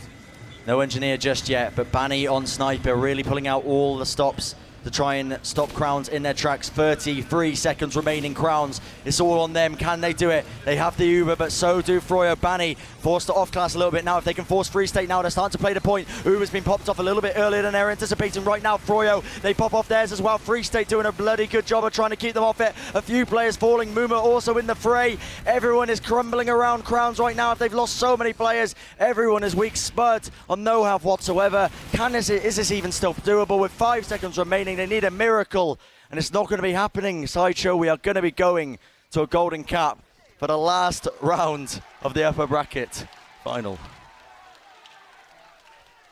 The crowd just giving their appreciation of that game as we saw TLR, you know, a sip of the coffee, a shake of the head. Yeah. It was all so close for them. They went up 3-2, weren't able to get, remain in control of the map, and Crowns bring it back. It was so close to Crowns taking that one as well. The last fight didn't work out for them, but they had previous ones where they were amazing with it. What did they have? Was that 75% conversion rate on Pretty last much. pushes, Must apart have been. from that final one? So, 3 out of the 5. That's really quite impressive. So, I think this one's going to be a really tense Golden Cap. Absolutely, this is going to yeah. be just unbelievable between these two teams. This one round decides who between Crowns and froyotech go to the grand final of Insomnia 58's TF2 tournament, and who drops down into that lower bracket to take on the winner of Jasmine T and Full Tilt. But we'll ask the guys who know. I've been called that my whole life, the guy who knows. That's not true. I'm also not convinced we do know in this situation. Yeah. Well, I mean, all that's in my head is i58, good I-Series or best I-Series. I mean, it's been the size of the crowd that we've had behind us here. It's been enormous all day long. People have been coming because they're hearing the noise and the excitement, and it's valid. We almost saw Crowns pull that off at the very last moment there, which would have been incredible. But put words to this. I mean, it's been amazing. It's been unbelievable. I feel like words start to fail you. It's been so close. We said it would be close to begin with, but I don't think even us could imagine it being this close. Like, it's going right to the last round. We have logs that we can pull up. Sorry to interrupt, because there's a short delay before we're doing the Golden Cap round. You know, I guess you have to finish your coffee. I don't know what. I see action happening over there, but we're waiting for that Golden Cap round. It's going to be so much on this next mid for the Golden Cap. So much is going to ride. Well, I mean, that second last mid that we just saw was so important when, you know, where it was tied up. And as I say, Crown's almost pulling it off. WARHURYEAH, you're looking at it right now yourself. I am. How'd you get the logs so quick? Logs.tf. Put it up on the monitor for us, War. Can you click in your... There he goes. Oh, wow. Through it, but they Perfect. couldn't see that. But that was a jolly good throw by me. Well, Really let's not shot. go Thank you, mate. crazy with it. Almost missed. In terms of... That guy over there would have had the logs up on his monitor. He didn't care, man. He wouldn't have cared. We're having Banny highlighted there for us, kind of at the top there. 8 deaths by Banny on Scout. That's pretty fantastic, I think. I'm looking at what stood out to me was 404 with only 4 deaths. See, I thought Raymond had a really good game, but then looking at the stats now, 404, barely dying at all. But he did have 2 drops. That's Yeah. The stickies from Spud. Not even touched on it yet. But yeah. The whole game was incredibly tense. It was a case of just small, but I would in some ways say forgivable, because those are just sort of like just individuals just sort of coming out on top and just sort of saving like a moment for their team. And it was literally just that all the time, just like individuals like doing some really, really sort of good moves. I kind of feel like, I don't know, it was so close that it's just kind of difficult to really touch on anything. I mean, the kill difference between the two, I think it's 66 frags to 68. So again, like, it's really close. If you look at even... Damn, you're like, smart. I know, I was counting them all. he's got a massive tally sheet here. I've got a huge... It's like a boxing match. Huge abacus here. Yeah, wow. And, well, the Damage almost dead on even. If you go onto, like, the playlist again, the frag difference between bottom frag and top is 8 frags. You know, the highest is 18. Like, that sort of really just shows how close this entire game was. It's very, very back and 0 forth. kills from 404, though. That's too bad. He's going to have to work on that. And Raymond again. Might have been a misclick. Well, all jokes aside, we were talking about Raymond's arrows just now. Yeah, on, really especially good. on the mids, just really fantastic. I'm not saying the 404 can't, but I mean, just enabling his team so well in terms of, and I mean, on the strafing targets and whatnot. I don't play med, but it's impressive to watch. He hit some clutch ones, like he saved Drac on mid one time, and then I think there was one when they tied up to Freo when he's just arrowing his entire team. And it just means, because it's a faster heal rate if you're hitting, it just allows them to push so much quicker, and it paid off for them when they tied it up. Koss was, I believe it said that, you know, Raymond's probably one of the best medics in terms of mechanical skill. And, you know, he sort of does sort of appreciate that and understand that. And I think it has been showing. His surfing has been really, really good. There has been times when he's actually able to give their team like a fighting chance on something. Hey, tell you what, we're going live. Let's kick it over to the boys. We got the Golden Cap round. Sideshow, Bren. We certainly do. We're just about to go into the Golden Cap, it looks like, between froyotech and Crowns. This is a false start. Oh, we've been robbed, Bren. We've been robbed. But now we have time to discuss it. Now we have time to talk about what we think. Away from the analysts. We've stolen the analyst desk. So now, you know, now the real pros are talking about it. But between these two teams, one round is going to decide who makes it to the grand final and who drops into the lower bracket final. That's very close. This is nuts. We said it would be close. It's close. This is nuts. This is right on a knife's edge right now. The winner of this golden cap going to the finals, loser to the lower brackets. I cannot imagine the pressure that's on these guys' shoulders right now on either side. Especially because considering as well, I mean, the Froyo guys, I keep mentioning it time and time again that every time I cast a froyotech game, LAN experience at minimum. But I believe we're going to be diving into the golden cap, the final round of the upper bracket finals between froyotech and Crowns eSports. The winner of this, as I've mentioned many, many times before, going to be going into the grand finals. And here we are. We're going to be watching Spud as he chooses to roll out. I'm really interested to see how these two teams approach the first mid-fight, because they've got a couple of options, and I want to see what the mental game is like for both of them. Yeah. Do they just go balls out aggressive and try and take it? I don't think they will. I think we'll see a bit of a tentative start, and probably Captain or Drac trying to initiate. They've been the instigators before, but it's Tyler and Banny, I think, who are hanging around up top there, just taking control of the high ground. First of all, trading a bit of damage onto everybody. TLR and Captain, as we saw previous mids, just taking a bit of a spam battle between them, and Free State's the first one to be picked. Spud doing well, but Captain's fallen in return. That's both pockets traded, but Free State down gives them an advantage. Here comes Drac, though, in onto 4-4. Oh my Destroys goodness. him with the help of Spud. Drac hits another sick direct onto Moomer, and that is only Banny left alive, not in a position to do anything, and Crowns immediately looking like they might storm this one to a victory. Their last pushes so far have been brilliant. Can they convert one more time? Froyo going to be feeling the heat, going to be feeling the pressure now. They do not have Uber to defend with. We see the heavy off class on Free State Crowns. 100% Uber on all of them. Everyone is overhealed. Everyone is ready to try and take this by storm and claim the grand finals position away from Froyotech right now. And we see Happy Cool leading the Uber in now. Is going in. Paddy hiding around the corner, trying to bait them around a little bit. Point being played by Happy Cool. He's going to be the first casualty. Free State needs to be brought down. Some crucial arrows by him, bringing him down, and Crowns falling, 4 players down. Raymond trying to escape. He hits a fat rocket onto him as it's actually TLR trying to run him down. Raymond!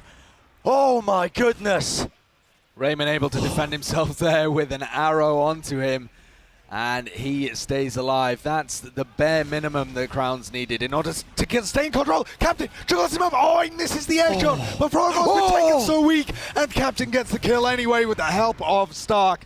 They're both going to go down. Surely no, Stark is still alive, actually got out with the rest of his team and remains on the map in the field of available players here for Crowns.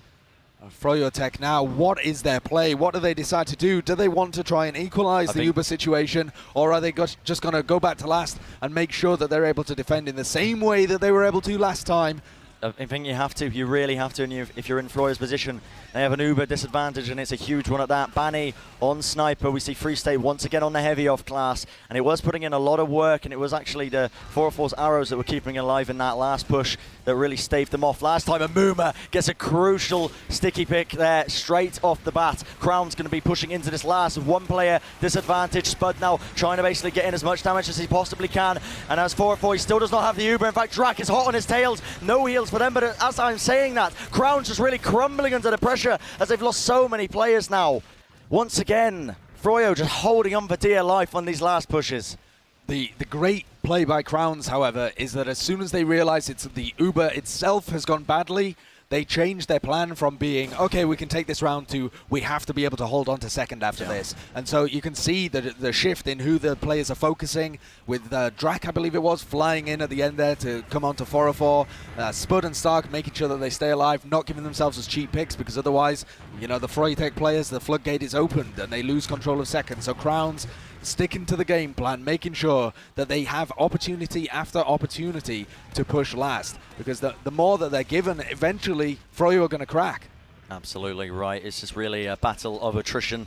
Crowns currently in control of the map. They do not have Uber just yet. In fact, Froyo are the ones with a slight Uber advantage. They were just building it that just a little bit more quicker, but they're not really going to be in any position to push out from here. And I think if they were, it'd be absolutely mental, because that is just a huge risk to take. Oh yeah, that would be insane. Yeah. That would be tantamount to throwing, I think. We'd have to have an investigation and check up on Saloon, see whether it's been revived just for this one instance. But Starkey is going to go down there. I think TLR picking up a nice little kill there. Maybe an attempt going on 4-4, but Froyo looking to take as much room as they can in this lobby area, this main woodwork. And Crowns just really happy to just hold on to the second for now and wait for Starkey, the big playmaker of their team, to see if he can create the entry they need. And Crowns as well are holding really passive here because they've spotted that froyotech like to prod into them. So they're looking to see whether they can draw a player in, make him overextend into lobby. As soon as he's through a choke point, he's potentially easy game, because when you're defending, your players are spread out to make sure you cover the entirety of all of these entrances. So there really isn't that much backup for each individual player if they stray too far. Whereas Crowns have got all the room in the world to ball up. They can have multiple players in different situations. They can leave doors unguarded if they like, because froyotech are much less likely to punish that. Well, right now, still see Starkey on the sniper roll, just waiting for that one pick-off that they do need. Froyo more than happy to just hold fast for now. And can you imagine the tension for these players as well? It's unreal. When honestly. it all hinges on a single, just mechanical play from these guys. Sniper, obviously, one of the most mechanical classes. There we go. Drax moving that kind of thing. Oh my god! Oh what? He misses the opportunity that he had. That was all he needed. There was a body shot as well. He didn't even need to aim for the head there, Stark. With the consistency of Denia, perhaps he would have been able to hit it. But Stark's normally a phenomenal sniper. I think, you know, maybe in that situation you got to put it down to something like nerves. He's normally a steady guy, but that's a shot you have to be able to hit. That would have potentially been the game. Would have been the fixture. Would have been Crowns in the grand finals. Well, they are still holding on to second. They didn't lose it just yet. Froyo looked like they wanted to take it from them, but realized, hold on, if we try and push in now, could be curtains for us. So they have backed off now. Once again, it's going to be 100% Uber for both these teams. Starkey still on the sniper roll. Banny also. And it's just waiting, and there's so much pressure on these two players' shoulders right now. Banny to make sure that, you know, well, technically the entirety of Froyo to make sure that nobody gets through unnoticed and that they do call Starkey out. But Starkey as well, this guy has just got literally the world on his shoulders right now. All they need is one pick off. It's almost an analogy for the two teams at this point. They're doing it again. Drac is They're doing it again. Oh, they've managed to He's juggle him got the up with a force. pipe. That's an unbelievable play. Spud throws a little roller in there and it lands right underneath the tippy toes of 4-4. Juggles him up in the air, and Drac is able to get that force out, and that has given Crowns an Uber advantage. That's so big. However, Stark is still on sniper. That might hurt them in the long run. I'm surprised that Drac didn't open the spawn door there as he came back out for Stark to switch back to scout. But they're going to be trying to make this one work. Havikul's the one who normally leads the Ubers anyway, and Stark's going to play from the left-hand side with Drac, it looks like. But he's this trying to get eyes on. Execution needs to be great. He's got a one headshot onto Free State. Free State running the heavy roll, they realise. He needs to get these defensive off classes. Crowns want to move in now, moving in for the kill, going straight for the jugular. The sentry gun doing its darndest to try and keep them out. There's so much camp time. This is unbelievable. They've just managed to stave them off in the nick of time. Drac is coming in. Drac is coming in. He's managed to pick it up. Unreal defense by Froyo as they just managed to clutch it in the nick of time. Clawing it away. Stark now. Oh, they know where he is. I thought he was going to try and hide in, drop down and go for some kind of ridiculous back cap on Sniper. But Free State's going to hunt him down. He's not going to be able to pick up that close range headshot. And froyotech, I mean, it's the repeat of the same situation. Yeah. Crowns come in, they fail an Uber advantage push. I think you really do have to put it down to nerves at this point, because they were doing so well in the game to convert that, and classically, historically, they have had excellent conversion rate on their Snake Water last pushes, even though it's a difficult last point to push. At this point, you know, they've engineered themselves brilliantly, these Uber advantage pushes, but they haven't been able to convert them. All right, now Crowns, they were looking now to push in. They've almost got the Uber. Free State being forced for the back spawn. Havikul playing the point. There's so much cap time already. This is pretty much all on the line for them right now. The sentry gun getting spammed out from afar right now. All they need to do is bring it down. They just played the point. Unreal. There's 4 players left alive there from froyotech. Paddy looks like he doesn't know what's going on. All off the back of that. That's unbelievable. I think we're a bit in shock as well, because froyotech still had 4 players left alive at the end there. Yeah. In the previous fight, they'd done so well at being able to block the point in just the last millisecond of when it was going to cap. and they'd staved off that push. They'd staved off 3 previous pushes as well. But that one finally comes, and that plays perfectly into the Crown's playstyle there. They make sure that they always stay in control of second, and eventually, if you throw enough players into last, if you throw enough uber advantage pushes, eventually they're going to stick. Look at that, the team huddle from froyotech. They were so close to their spot in the grand final, and now they'll have to work their way all the way through that lower bracket. There's still Full Tilt down there that they drew with in the group stages. There's still Jasmine down there, and now froyotech. That's a tough place for them to come back from. They managed to do it at i58. I say they. It was only Banny who's the same person in that same situation. team name, but it really isn't the same at all. But the froyotech name has done this before. Yeah. Are they going to be able to do it? I'm not sure, but I know some guys who do. And that's the analyst desk. Who is it? Yeah, I was going to ask you. Who are the guys? That's great. Let's meet them. I was really looking forward to finding out who they were. Yeah, that would be fantastic. Oh, it's us. What a terrible surprise. Well, so it was. froyotech eliminated from the upper bracket. Not with a bang, but with a whimper. We were a little surprised that perhaps it sort of was almost anticlimactic there at the end after the very clutch hold that they had on last, and then moments later just sort of almost felt uneventful that they just capped off that golden cap round. But yeah, we're going to get the logs here shortly for in a minute here for that golden cap. But give me your thoughts. I mean, really, Crowns, as was mentioned by Sideshow and Bren, were really in control of that pretty much the whole time. Yeah, now golden cap, after they took control of mid, they played exactly how Crowns love to play, and it almost seemed like a matter of time. Putting Stark on Sniper, didn't quite find the picks they wanted, but Drak got the force. And Drak had a great game all Twitch round. chat hated it. Twitch chat thought Stark was baiting his team, but you know what? It's a team game, right? Doesn't matter. It's so strange because I was commenting after they beefed the push into last twice, Crowns. I said, that gets in your head, doesn't it, when you fail that many times? And I said, I'll be very surprised if they can still do this, because do you start to overthink it a little bit? I think Crowns' game plan isn't really to sort of the thing is Raymond's pretty much survived through most of them, and it never really sort of seemed like that they were going to go for a complete full committal. It was sort of we'll see what frags we get at the start, and if we get enough to really sort of carry on and finish the push and go for the jugular anatomy, then maybe they can just sort of carry it on and win the round. They never sort of really sort of push too far in, and I guess that is the correct thing. You're trying to, it's froyotech that with their backs against the wall. It's them that is under pressure.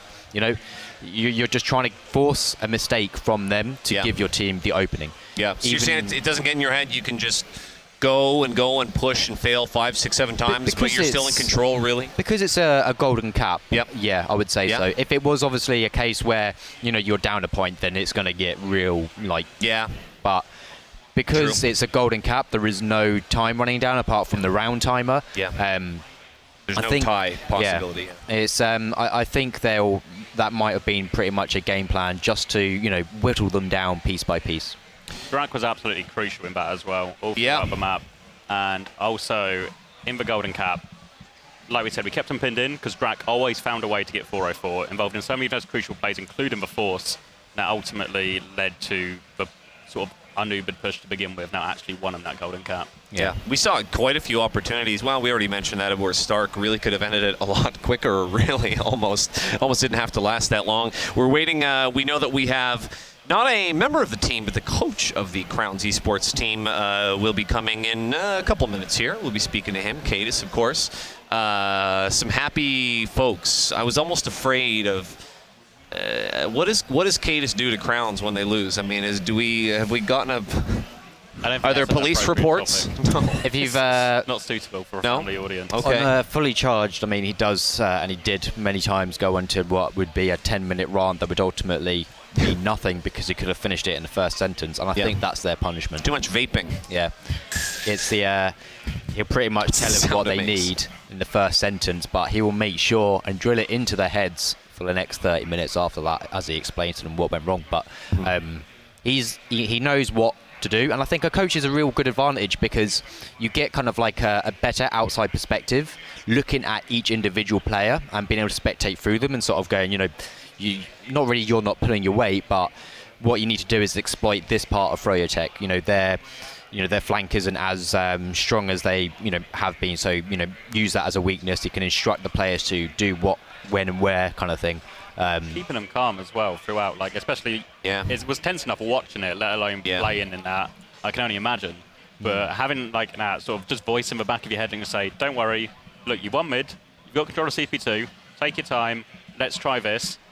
You guys don't commit too hard, and then we can just give it another go. You've just got to have constant reassurance and a constant plan. Yeah, I mean, as I was saying as well about Snakewater was how it does play similar to Gullywash. And we saw that at the end where they were happy to just pressure last constantly and try and bait froyotech forward into going out and trying to push out onto them and get them to take an unfavourable fight. Well, we're awaiting. I can see the the bionic wrist wonder. That's rude, but I can see that would be pretty good. It would be better than having like a brace on it. Yeah. Well, look at my wrist. I think the Indiegogo has been started to get a robot wrist for Kaidus, guys. So you're going to want to check that out. Kaidus.tf. Are we ready for our interview yet? No. Just waiting. So how you guys doing? I'm good. I'd like to mention as well, if you go to i58.tf, you can get all the latest information brackets about all the other games that are going on. We do have ZX and Full Tilt. 3-2 now. It's it is 3-2-2 Full Tilt. Full Tilt. So Zenix are not out of it. So they've definitely had a good turnaround. I still think that they will be a little bit disappointed because they did kind of put this on themselves and made quite a few games harder than they actually needed to be. Yep. I think it was Wind Tunnel Tactics where they actually had to go 3 maps against them, which they definitely wouldn't want to have happened, but it did. Is this the final map? That's 3-2. Yeah. Final so map. They took it to 3 on that. I believe they took Full Tilt 3-1 or 3-0 on Viaduct. Really? Sorry. Yeah. So that's a strong showing. Well, it sounds like the lower bracket is low-key lit. It's not on fire. Low-key. It's on an ember, maybe. Yeah. Well, and I mean, speaking of the lower bracket as well, I mean, Froyo are now tossed down to that lower bracket. There's a team down in the lower bracket, remember? Starts with a J. Yasmin Bleeth. I thought you said G. I was like, Starts with a G. Gasman T. Gasman. Got you, Gasm. That's their motto. I mean, we haven't seen them. We've been working on this upper bracket for the past few hours or whatnot, but Jasmine T are still down there, and they are, ask a lot of people, and they are perhaps the favorites to do it all. Tell you what, we are looking now at eXtine, who is standing by with Kaidus, who's ready to tell you what the key was to that. Are we ready for eXtine? Thank you. In a minute. We're killing the time management here. We are So teasing our... Not only was that game tense, but this interview Nailing it. start is going to be tense. Yeah. Guess what, guys? eXtine's got Kaidus. Yow! What's up, ladies and gentlemen? Welcome back to another interview segment here. I'm joined with the coach of Team Crowns, Kaidus, coming off a wonderful victory. And why don't we just, wrap up some of the emotions of that series and how you guys are feeling after that wonderful victory? Yeah, it's obviously really good. Last map is like just a blur, to be honest. Don't really remember the first map. I honestly thought we'd just destroy it after the first map. I thought we'd take it 2-0, pretty straightforward, but it never really works out that way, I guess. Third map is I don't know, a pretty big rush, I guess. Were you guys surprised that they picked goalie? No, we were told it was their best map. We were totally counting on it because it's our best map as well. So obviously I was a bit disappointed it went the whole way to a golden cap at stake because I felt we really won the veto actually because they picked the map we would like to pick as well. So we got free reign. We already had our best map in and then got to pick another, but they banned probably what's our second best map. So I don't know. We could have done better, but obviously the win win's the win, I guess. Yeah, definitely. We noticed, and we were talking a bit about how you guys were able to manipulate the EU format in a good way that maybe threw Froyo off, getting up 3 rounds. And then you guys whipped out Starkey on Sniper, who not only was very successful, but also had a wonderful moment when he dropped down the drop down, got that snipe from behind. I mean, how hype was that moment for you guys? Are there any other details you want to add about that? Yeah, that was a proper in-your-face moment because I was Stark, please don't do that. Please just because at that point we were just slowing the game. We decided, okay, we're 3-0 up or whatever score it was. So we were just snipe to mid. If we're not getting a kill, just go out, and then they have to push against us on second, which they couldn't do the whole game. It's probably like the best thing we do in the entire like game of TF2 is hold gully second. So we figured just play that game, and if we have 6 guys alive, we can always hold it. But so we decided to do that, and I was like, no, stop, please. And then he just did it. So I don't know. He should probably be here talking about it, but he's a bit of a sissy, so. Yeah, that's all right. You know, he's hanging out invisibly in the background somewhere. That's another play that I wanted to talk about was the Badlands spy play. That was one of those, I turned my head, and then all of a sudden we got like a spy backstab and an Uber drop, and people around me were saying he was hiding out there for a long time. I knew that he had some other attempts at spy. What were the thoughts on that play? Well, you know, I told him to do it, so it's basically all me, I guess. Like, he was behind them for a while as scout before that, and he was asking us to push, but I just said, like, there was no way we could push that situation. They were all on spy waiting for us, so I just told him to come back, go spy, we'll fake push, and if it happens, it happens. And since he's a god, it happens, and I get to take credit in the end. Yeah, so another thing, you know, with you as coach and just us as spectators, we got all sorts of wonderful tools, but we can't hear that atmosphere that you guys have going on in your mumble comms. Were there any like particular moments or just things that you've found that as a coach you've been able to have a really large impact with your team? I mean, you guys booked a spot in the grand final, so obviously things are working well for you this event. Well, like, I'm calling almost everything we do. Like, only in like big messy fights do I really let them just kind of play without my input. Like, from every stalemate, I'm saying what we do next, and even like who goes where and things like this. So, like, if you ask me in an hour, there's probably a number of situations I could recall more specifically, but it is a bit of a blur at the moment. I'll just say one thing. Like, at the end where we won the golden cap, like, we never dry push like Snake last, but we'd been doing a push top left that was almost working every time, and I knew they were going to leave it open, so I just called to push top left, and Captain was just saying, like, no, please don't do that. And I was just like, Captain, we're going to do it, boy. And we just went in and did it, so, like, I guess that was cool. Awesome. Well, definitely congratulations on meeting the grand finals. We still have some games wrapping up in the lower bracket, including Full Tilt versus Xenix right now, which might be a tough one to predict. You also mentioned Surprise that it actually went to a game 3. Then the other remaining teams are Froyo and Jasmine T. Froyo playing tomorrow, already guaranteed a spot in the lower bracket finals. What's your anticipation about how this lower bracket might shape up and who your opponent's going to be in the grand finals? Based on what I've seen today, I think it's probably going to be Froyo again. Like, I know Full Tilt are not doing well. Like, we kind of rolled them, to be honest. And going to a third map with Xenix is, like, not good at all for them. Xenix obviously stepping up today after a real bad day yesterday. But even Xenix was struggling early today as well. So I think Full Tilt not having the best day. I think Jasmine T, the fact Froyo beat them today, for me, that suggests maybe they're starting to be figured out. I haven't seen much of Jasmine T, though, so that's a bit of a wild card still. But I wouldn't be surprised if it was Froyo. All right. Well, we'll definitely be wishing you guys luck in the grand finals tomorrow. Before we send it over to an ad break real quick, just want to give you an opportunity to shout out anybody you'd like to. Yeah, shout out to my team. Shout out to Crowns and Henny doing a lot of work behind us. And, yeah, all the loud people standing behind us yelling and annoying Stark. Awesome. Well, yeah, again, congratulations on the grand finals. We'll be very excited to see that tomorrow afternoon. We're going to have one more lower bracket match tonight and then kick things off tomorrow with the lower bracket finals. So stay tuned, ladies and gentlemen. Quick ad break, and we'll be right back. Thanks so much.